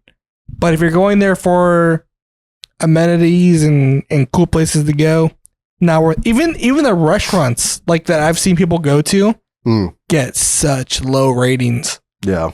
No, So it's it's terrible like- there. Not worth it. Come to Dallas, Kyzer. Come to Dallas. No, I'd like to go Texas. I don't know where I'd go next in America. Probably Dallas? Probably Dallas. Yeah. Yeah, bro. I kind of like the idea of going to Florida though, even though you mentioned all the bad things. I'll be honest, man. If you come Florida. here, all you need to do, you and your Yeah. girl, you get a nice big ass fucking air mattress. You sleep right out here. Fucking free place to stay. We go shoot guns. Fucking chill. I do want to shoot a gun. I do want to shoot a Even gun. if you come to Dallas, I mean, like you stay here. I mean, if you come, we'll plan it around like a meetup, and like you'll come with all our friends and everything like that. We'll go down to the fucking Gulf of America, and Shout out the Gulf of America. Holy. like it's like a 4 or 5 hour drive. So it's like we'll make it worth it, bro. Like it's That's what I think a lot of British people don't understand either, and really Europeans in general, is how fucking big America. Like it takes like 16 hours to drive across Texas. Yeah, no, I didn't realize this either until I saw a video where people were taking the literal countries from Europe and putting them in America. Yeah. And we're literally, I think we don't even fill Texas. No. Something like that. It's crazy. it takes It's wild. 6 to 7 hours to cross the UK in general, and it takes, I could drive to London in 5 hours. It takes probably 22 hours to cross Texas from the longest point to the longest point. And that most of those roads are just empty highways. So you're going like 70 miles an hour unless you go through a city. Yeah. Like this city, Dallas, it takes 2 hours just to get to the other side of the city. Right? That's crazy. So An hour? is that just, It depends on the time. But like my parents, let's just put this in perspective. My parents live technically 2 hours away. I have not seen them since Christmas, and that's because of the drive. And that's only like 4. Like it could potentially be 2 hours, but it could potentially be 4 hours depending on traffic. Just in Dallas. That is kind of wild. Just see your parents. Yeah. Yeah. But That's like me driving to Birmingham. It's also like 2 hours back, so now you're looking at like 6 if it was traffic. Yeah, to one so way. that's why like me visiting my parents is like so like rare, is because it's an all day excursion. Yeah, they're not even that far away either. Realistic, They're like what, like 2 towns away. Yeah. Have you guys ever been to Europe at all? I want to. I want to get my passport. I want to go. I want to travel. But is it not really expensive though? Because I mean, when I came just fly to America, it was pretty expensive for me. You know, yeah, planes are a lot. Just to get here is expensive. Yeah. Just to put in perspective, we have friends who live in Canada. Yeah. Again, just one country over. For them to fly here round trip for a week was over $1,200. Oh wow, that's without going across the whole fucking Atlantic. That's crazy. No, that is kind of. Where are they from in Canada? I met a lot of people from Edmonton, mostly in Ontario. It's some in there's one in, it starts with a W. Winnipeg. Winnipeg, yeah. Winnipeg, yeah. Because I went to the Dominican last year and I met so many. There was a lot of Americans there, but there was way more Canadians there. Like loads of Canadians. I went to the Dominican one time. That was fun. Yeah, it's good. No, it is really good. I really like it. Weather's amazing. People are good. But the place about where we stayed, though, the resort, it wouldn't let us out unless we had like security. Yeah. Well, they take you on the tour through the Dominican, and then you start to realize why there's like the 10 routes. Yeah. Like, okay, fair enough. Yeah, from the airport to the place, you're like, what the hell? There's like some kid with like an AK. You're like, why has he got an AK? He's like 8. What's going on here? Like that's the same way. Like if I like people talk about like how they go to Cancun and stuff, I'm just like, I'm chill. I don't want to. Like there's this like I have a person who worked under me, and he's from Venezuela. I'm just like, when'd you come here? He's like, oh, like 4 years ago. I'm like, thank God. I'm glad that you're here, because like that country is fucking crazy right now. Yeah, it was an eye opener. Like you get like, you know, like you get armored vehicles. It wasn't an armored vehicle. It was just like a pickup truck with a like a machine gun on the back of it. It was weird. With the guy with a tank top, and that was it. Just weird. Got a Toyota. That thing's been through 2 jihads. Three regime changes. 400,000 miles. I felt very protected though when I was there. Very protected. I felt like high class loot. It was kind of weird. It's a weird. I felt like because even like here, weird. Bro. Like I'll be like, I'm safe, bro. Like it's fine. What's your thought? This is a complete 180. Ask me anything. What's your thought on feet? Feet? Yeah. What, like toes? Feet, the whole thing. Oh, heel to toe. I don't know. Some people got weird toes. Some people got like really spoony toes. You know, like kind of round and weird. I'm not really into them. I know some people that are, but I don't get it. I don't get it really. I'm gonna send you a picture right now. I want you. He's got hairs on it. No, I want you to give me your honest thought on it. Okay. Yeah. No, I will be. Wait, whose foot is this? Is it fungi infection? What is it? No. Just tell me tell me your honest thoughts on this picture. What the fuck is that? What is that? Is that Australia? Yes. What is it? Why is there a foot there? So here's what's going on. My Discord is currently having in a state of civil war because one side, the feet cult, has been posting images of feet, and the other side hates feet, and they've been like deleting each other's messages, and now we've entered the phase where they're creating propaganda images like that one. That's Tiananmen Square, and they're basically what we're doing is we're doing a Minecraft event right now. Where what? That's so random. I'll be talking about feet and politics. Like, we're doing a Minecraft event. Well, what does that correlate?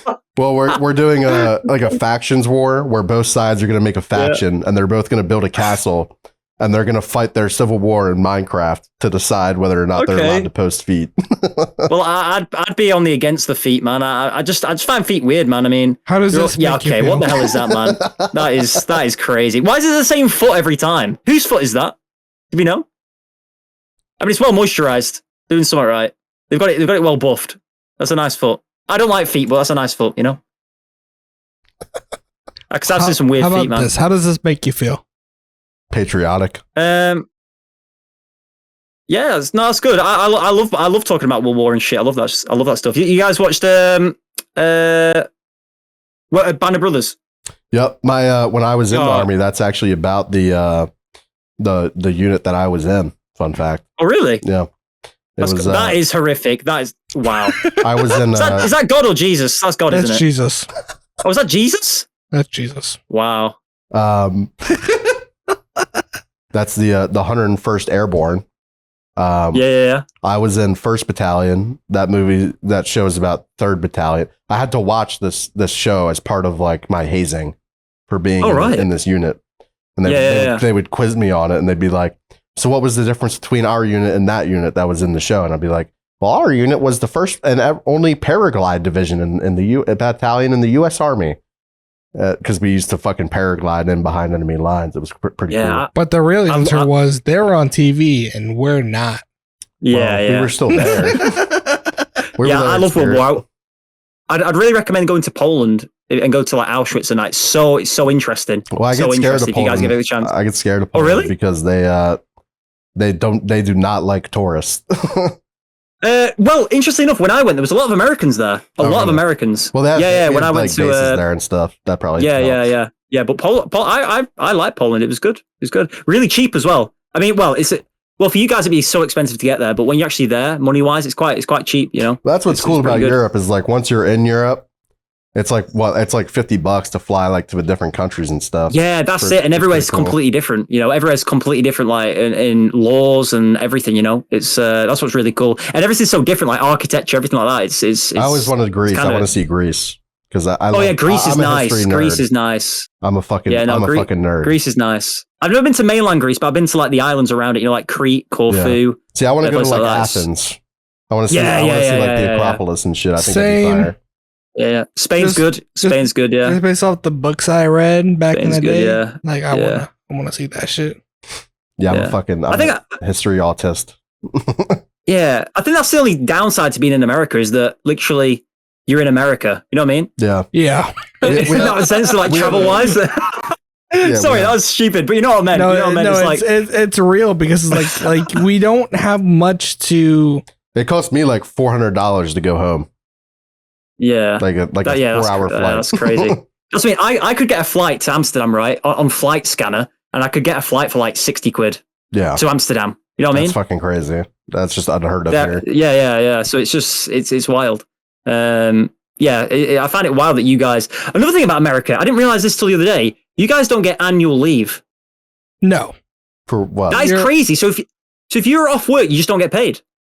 It depends on the company that you work for. That's the biggest thing. They're not like mandated to give it. They are mandated, but you have to earn it. That's the biggest thing. Oh, really?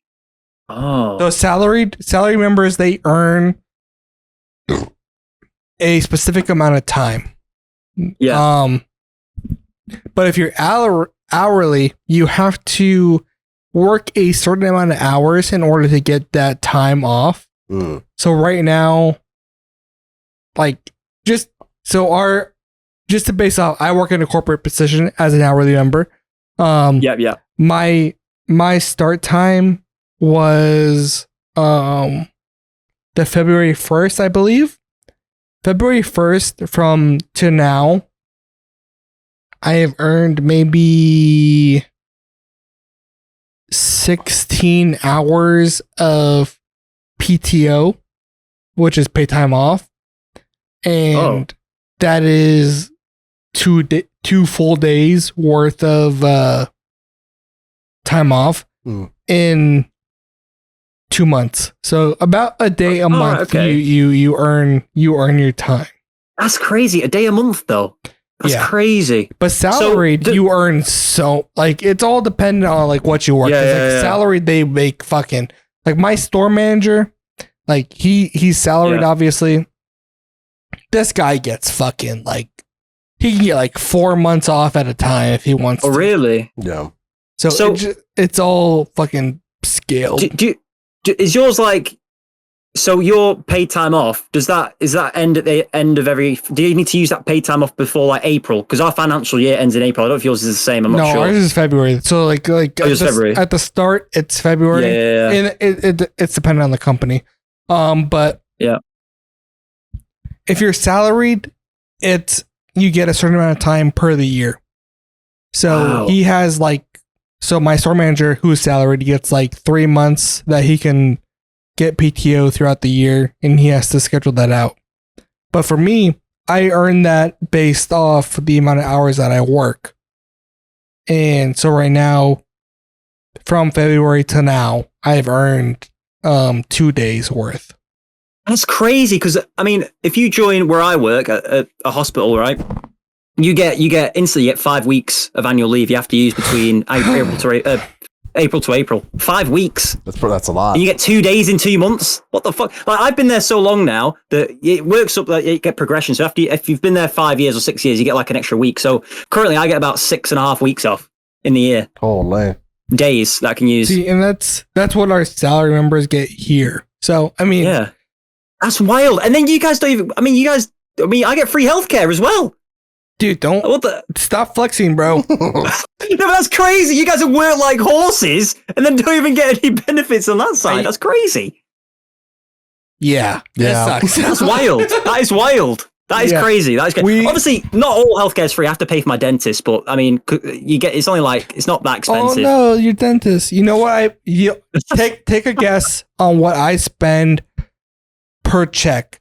And that's full medical and dentist for my wife and I per check. I wouldn't even want to know. It's got to be in the. I don't know what an average wage is in America. Is it slightly higher because you have to then allow for stuff like that? I don't really know. Don't even worry about the average because I make more than the average. But just I'm just guessing, right? I could be way under or way high. I'm just gonna say $700. I'm probably way under. How much? Maybe way high. $700. So that is I'm way under the month. Yeah. Oh, a month. Yeah. So I'm gonna lock in $550. Every check I spend around $350 for insurances. Oh, I mean that's a lot though. That's so much. And I don't use it. That's the real issue with our healthcare, right? Yeah, is because we're capitalist. All of our healthcare companies are companies.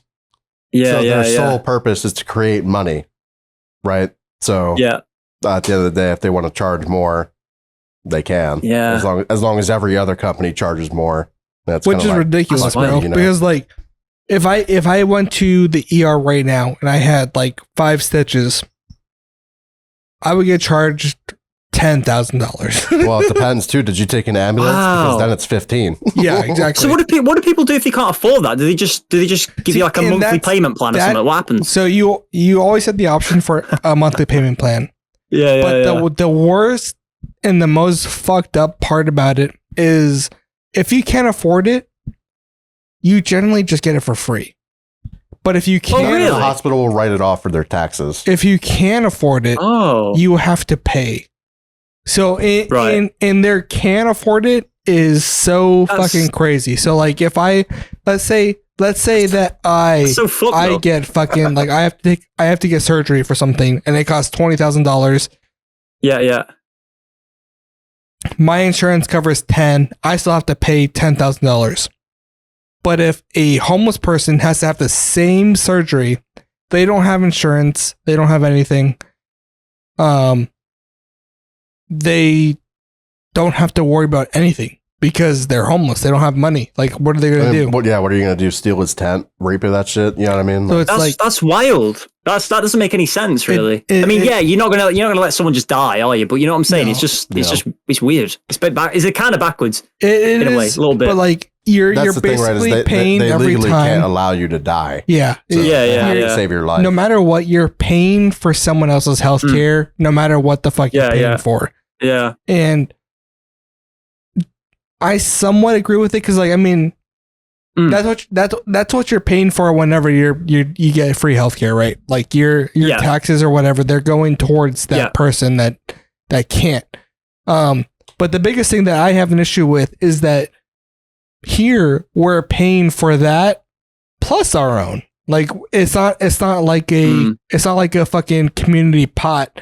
We are paying for someone who can't pay for it, and we're paying for our own. I don't necessarily have an issue with the system as a whole, but I think that there needs to be like limitations on like companies that provide an absolute necessity, right? Like if I get stabbed, nobody should really be making like, oh, the stocks are going to go way up. You know what I mean? Like that's just a crazy concept to me.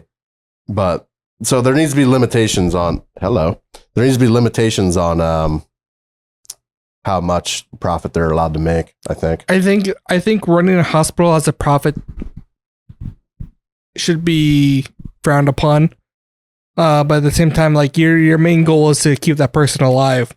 I don't think that you should be providing like less service to somebody, but I think that you should be providing the same care for somebody throughout.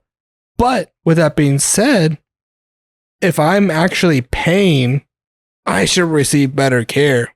Like if I have insurance and if I have all this, then I should be seen first. Like fuck everybody else. Like you're I get what you're saying. I find it odd that you're being penalized because you're giving back to the community in a sense. Yeah. You know what I mean? So that's a bit weird for me. But that's just America things. What can you do? Yeah, I mean, it's a world thing, isn't it, really? It's a world thing. It's because everyone else has it right. No, we don't, because we just give it free to everyone, and, everyone comes here, and it's just all free. Oh, It's like, it's like, no, that's what I mean. Everyone I can imagine in America, people don't go to the ER or A&E, as we call it, for no reason. A lot of people do. People do it for no reason. Like, if I was dying, I would be like, am I about to die? Then I would call 911. But like, if I'm literally like bleeding and I'm like, I could probably stop this myself, I'm not calling anybody. No, I mean, I'm in the same boat, but at the same time, even if I wasn't, if I was in the same situation as somebody who doesn't have insurance, no matter what, I have to pay significantly more than the person who doesn't have insurance, which doesn't seem fair. And that makes me think, why do I have insurance? And insurance is like the biggest scam in corporate America, because if I get hit by a driver who doesn't have car insurance, I pay more. But if I don't have car insurance and I hit somebody who does, then I don't have to pay anything. Well, wait till you find out that like when you claim something too, the insurance company will read what the doctors gave you. And if they see one thing that they're like, you didn't need that. Yeah. They're going to be like, insurance covered, denied. You can pay for that out of his own pocket. And it's just like, and they can even go so far as like, you didn't need an ambulance. You could have drove him. Sir, I got shot in the neck. like, well, you drove him, didn't you? So it's like, it's honestly ridiculous. And our medical system isn't perfect. It's not good. It's not good at all. I'll be honest. Yeah. It'll buff. Yes. Yeah. That's why Luigi blasted that guy. You know what I mean? Yeah, it's done so much. Well, yeah. But I mean, 20 more people do that and suddenly maybe they start looking at it differently. Not that I would ever encourage violence. ... There's no but to that sentence. Don't do violent things. So Kyzer, what's your plans on your content future? Okay, plans on content future. So I think, as I was saying before, I think I've learned a lot over the last 2 years in terms of I don't think streaming enough is going to do it. Like, if anyone listens to this as a streamer, I think the right thing to do isn't stream a lot. I mean, maybe stream as much as you want. If you find it fun, like I do, right? But I definitely set aside maybe a day, 2 days, maybe 3 days where you're definitely going to dedicate yourself to editing. Since December, I think I've put about 350 hours into Sony Vegas. So I think learning any type of editing software is a big thing. When I first went on it, it looked a bit, it was like, whoa, this was like, this, I was like, I'm never going to get this. But after putting an amount of time into it, you sort of get to the point where you kind of become a bit comfortable with it. You sort of understand how it works and whatnot. And every now and then, I'm at the point now where I can add something. I know how to because I'm good. I think I'm good with technology, but when it comes to like adding something and then the first instance trying to get rid of it, it was like, oh my God, it took me hours to get something right. You know what I mean? Or how I wanted it or how I envisioned it in my head. But going forward, I think I'm going to pay a bit more attention to YouTube and TikTok and really try on those platforms, give it a good go this year. And hopefully, put my all into it. Yeah. How beneficial do you think that will be to you, though? Just based off like the viewership that you're getting on those other platforms as of now. Like, because like I said at the beginning, you are growing a higher viewership just on Twitch than you are on these other platforms. So what benefits have you seen from putting that effort into these other areas? I'll be honest, nothing yet. But I've seen a slight increase. I've seen a slight increase in viewership on TikTok. So before, I used to use something called Streamladder, and I'd just post raw clips, and it'd do the captions for you. Streamladder's pop. Yeah, and I'd post maybe 4 clips a day. So I've got the clips there, but now what I'm doing is more condensing that down, making a bit of a story, and more editing on it, and it just makes it a bit more consumable, or it keeps a bit more retention. Yeah, I think, which I don't really look into it. I think I kind of find editing fun anyway. Making all little pops, the zoom ins and stuff like that. I kind of enjoy that. It kind of makes the video more enjoyable for me to watch. It does, in a sense, rather than just raw footage. And I think alone, like even on YouTube Shorts, my raw footage was getting like 10K views per short, and I was like, what the hell? Like that's just the raw footage. So I was thinking in my head, if I edit this down, like could that double, could that triple? But I think this year is going to be a big year for me in terms of seeing where it goes, like this time next year, and seeing where I'm at. With that, and I think it's going to benefit my streams because it's going to make me more noticeable. Whereas when you do a Twitch stream, you're live for those 3 hours, and that's it. That's the only time people are going to catch you within those 3 hours. I mean, yeah, they could stumble across your channel, but no one, unless they're searching for you elsewhere, they're not going to find you unless you're live. So I feel like being on YouTube, that video, you post a video or post a short. Well, short's a bit different, but if you post a video on YouTube, it's there and it's going to stay there.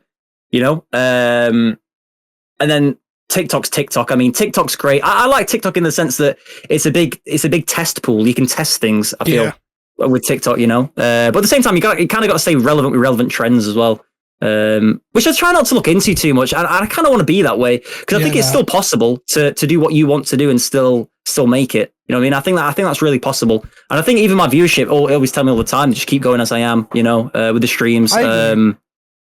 And I think that's the way I'm going down. Always going to tell you to keep doing what you're doing, but they don't. A lot of them don't know the inside dealio. Yeah. So you have to take what they say with a grain of salt. The biggest thing that I would say is your highest viewed TikTok, right? Is your Elden Ring ear rape thing. Yeah. I would say try to find those moments and just pop off that, because I mean that. Like, again, you've popped on my FYP like fucking multiple times. Always like it. Always watch it. But that one, you kept looking to see why he wasn't answering, and then it's that too. But like, the algorithm was like, oh, he likes this guy. But like, also that was like the one that was just like, holy shit, this one has 200K likes. Like, I'm gonna like, what did he do different here? And but even me, I don't understand. You know what I mean? When I posted that, I didn't really think much of it. I thought, I like that, but it's always the ones you don't expect. It's always not only that, it's always the one that you don't expect, but it's like the build up, because you always have to have the cause, effect, and resolution. And that TikTok itself gave every single one. So you had the cause, like, hey, donation, or I forget what it was, but like turn the volume whatever, up. Turn the volume up. You say, okay, effect, ear rape, resolution, funny moment. Like, I mean, there's like, when you find that, you know what's weird about that is that I try not to look into things like that too much. You know what I mean? Like, I get telling a story when, like, I've done that a little bit more recently, kind of with my with my TikToks, but I'm just experimenting. And on top of that, I try not to look into it too much because then it doesn't become fun. Does that make sense? Yeah. But I get it. But then it is a double-edged sword because it's like, do you want to have fun or do you want to blow up? But then it's like, well, that wouldn't be fun. But it would be fun. So I kind of just you're making what you want to see from a viewer perspective, right? Because I don't watch streams, but I like to think that the streams that I create are something that I would watch. Yeah. And the same with like, I don't make TikToks or whatever, but the same with like your clips, obviously. As long as you're making something that you want to watch, you're going to draw in the type of people that you would want, and you're making somebody else will like it at the end of the day. And that's, I think that's all that really One matters. thing I do like that you've been doing is your intros. The intros. They're more captivating. Yeah. I try and make it a bit different, you know. I try and change it all the time. I think I've done about 3 or 4 different intros. I always try and do something a bit weird, which when you're recording it's a bit weird, but when you edit it makes sense. You know what I mean? A lot of the time. They've hooked me more than like your other TikToks. Like again, there was your most popular one. But like when you started doing your intros, that hooked me in way more than than the other ones did. Yeah, but I think for me this year, to go back to your question, what was that? Was that a cat? Oh my God. They love jumping on me, bro. Holy fuck. Scared the shit out of me. Back to your question. I think this year's going to be another learning year, but also on top of that, I'm kind of going to go ham with it and just edit and do as much as I can. To just make it work. Because, I mean, it's one of them. I don't, like I said, I don't want to sound deep again, but it's kind of like I say, I've got a job that I could just work in and live in for the rest of my life, but I don't want that. I do want it. That's fine, you know? Yeah. But at the same time, I kind of want to do as much as I can and always work harder than the next guy and the next guy. You've got to, I think you've got to have that mindset of there's always someone working harder than you. There's always someone, and I think that's healthy in a way. I don't know, maybe, you know? To a certain point. I mean, if you're like literally killing yourself working too hard. Oh, well, yeah. You know what I mean? Like I said, I'm in my free time, like let's say like you're in between videos and you need a video out. Again, I'm open. I work for free too. Like I'm doing like 2 or 3 free projects right now on top of like the paid projects. So if you ever want someone to help you with editing, sure. Yeah, honestly. Yeah. It's just, but I get lost as well all the time. Like, I don't know what I want to create. I just kind of have fun with it. You know? And that's back to what we first on about a niche. I think, I really enjoyed editing that vlog. It was so fun editing that vlog. I kind of liked it. I mean, it wasn't my favorite vlog in terms of stuff happening. Not much happened, but I just enjoyed doing it, which makes me think maybe I want to do more in real life things. I don't know, you know. That was one thing I always try and do though is push my personality more than anything. Yeah. That over everything. I think once you push your personality, someone gets you for your personality. I think you've got them. That's your niche. I'll be honest, your niche is your personality, because again, you're able to average the viewers that you get not based off the game, but based off of you. And I genuinely believe that, because I've seen you play games that no one else is watching. But you're still averaging the viewers that are viewing it, and that just speaks volumes to me. So I would say legitimately keep doing what you're doing. And if you want help on editing, I'm here. If you want I appreciate that. Yeah. And again, if you want collabs too, like we're like fucking Mamba's here all the time. So like I'll play some Rocket League. Yes, hell sir. yeah. Anything, bro. Like he's down for whatever. So it's all about networking again, and just getting to the point of I feel like some of my viewers watching this podcast, it's gonna be really weird seeing me speak like this. Sometimes I get serious on stream, but it's usually like, I don't know, if at 1 a.m. or something, you know what I mean, late at night, and we're speaking about stuff. That's what we wanted to do with this podcast. Like give people that more serious insight to the creator. We want to see the behind the scenes. Like what is Kyzer like behind the stream? Oh, behind the stream. So I am literally fully dedicated to this. I'm like serious, about it. Like I just think about it all the time. Which I know is really cliche because that's what everyone says these days, but I'm really serious about it, and I just kind of want to take it as far as I can go, and I kind of put my all into it, and I think it does show, and I hope it does show, especially on the streams. Oh yeah.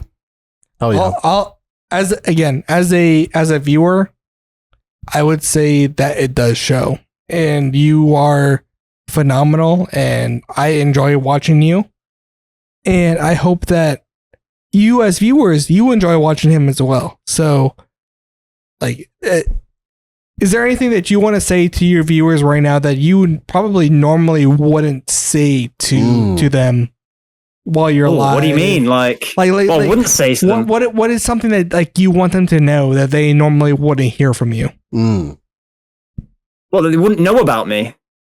Hey, like I don't do this for the money. I do this for you. Like something not cliche, but like something like you don't talk about it on stream. Like it's a thought that you've had in your mind for a long time, but like you've never found the outlet to give it to say it. Yeah. I don't know. I just do really give this whole content or streaming. I mean, I've always said this. If I ever get the chance to stream 7 days, 10 hours, I'll do that. I'm like really serious about this, you know.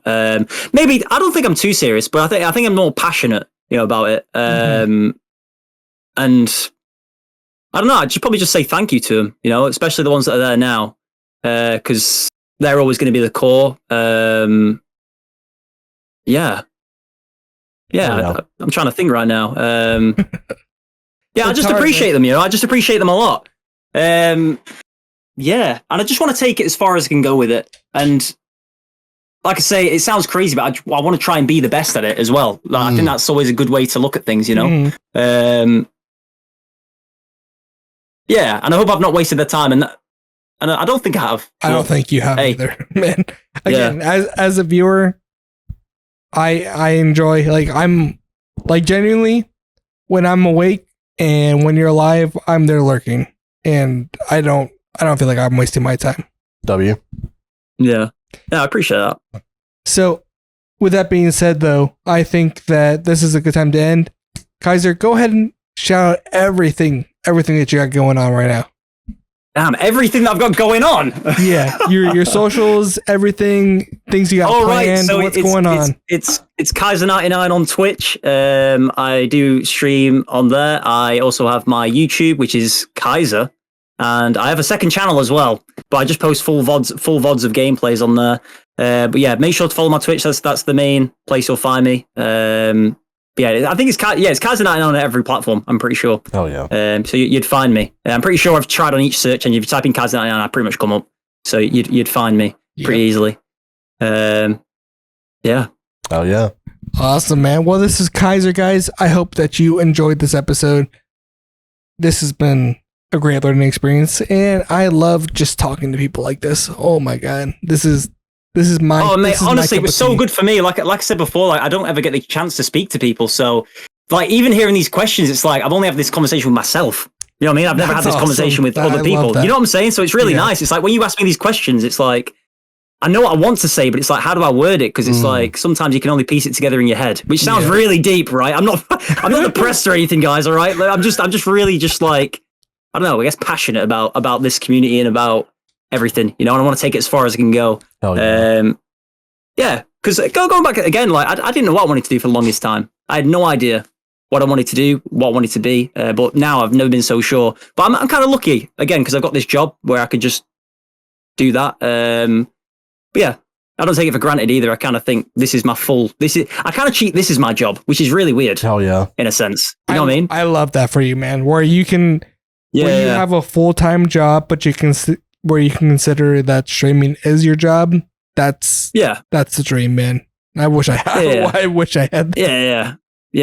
But it's hard though because I speak to my parents about it, and they think I'm crazy. You know, my dad and that gets involved every now and then. He comes up with ideas when I do like 24-hour streams and stuff like that. But it's crazy. They still don't get it, but it's one of them. You know, I think they will one day maybe.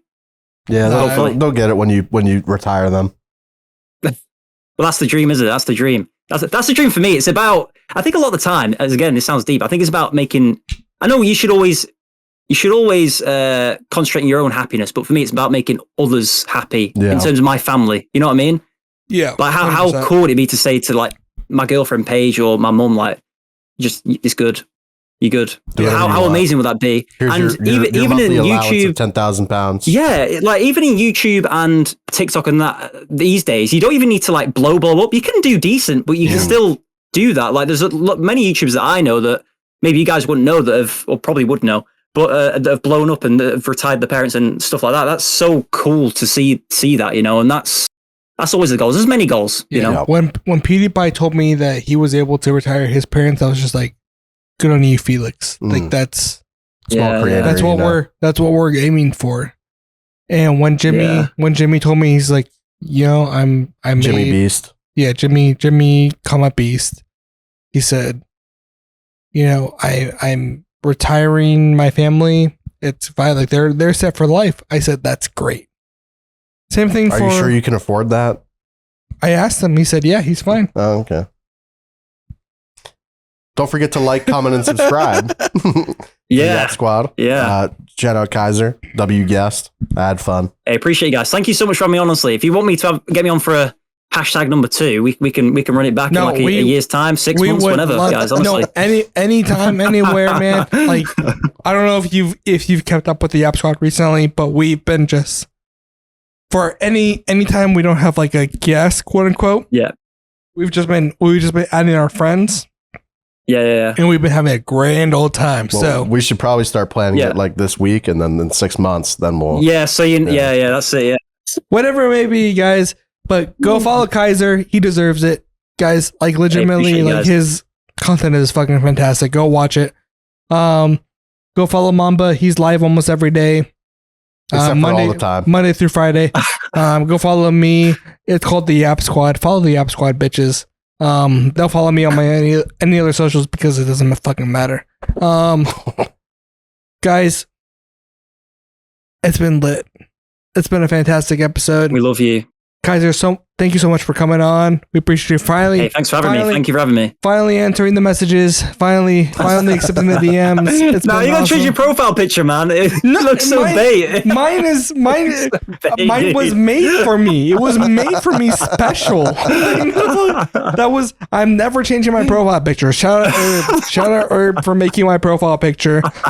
It was custom made. It's a pink fucking hoodie with my name on it because I used to wear. Sorry, Herb. I used to wear a pink hoodie all the time in all my streams and everything. So, shout out Herb for making that for me and making it so it looks like I'm fucking bait. Apparently. God, I thought you were gonna hack my shit. It was like, no, this got happen now. Click this link now. Shout out. Before we end, just one last question. I heard that you couldn't wait for Spider-Man 2. I just want to know, how was that for you? Spider-Man 2? On October 17th, 2023, you said, I can't wait for Spider-Man 2. Oh, did I? 3 exclamation points. Oh, fuck me. Yep. I love Spider-Man. Spider-man's the best superhero ever. Thank you for that. I love Spider-Man. All right, that's going in That's all you needed. That's going in the channel trailer. Thank you guys for watching. Spider-Man's the best ever. Why? Did someone disagree? Someone disagrees here, but is he Captain America? Nah, come on. I'm an Iron Man enjoyer. Is it? Oh, come on, man. He's just a millionaire in a suit. Check this out.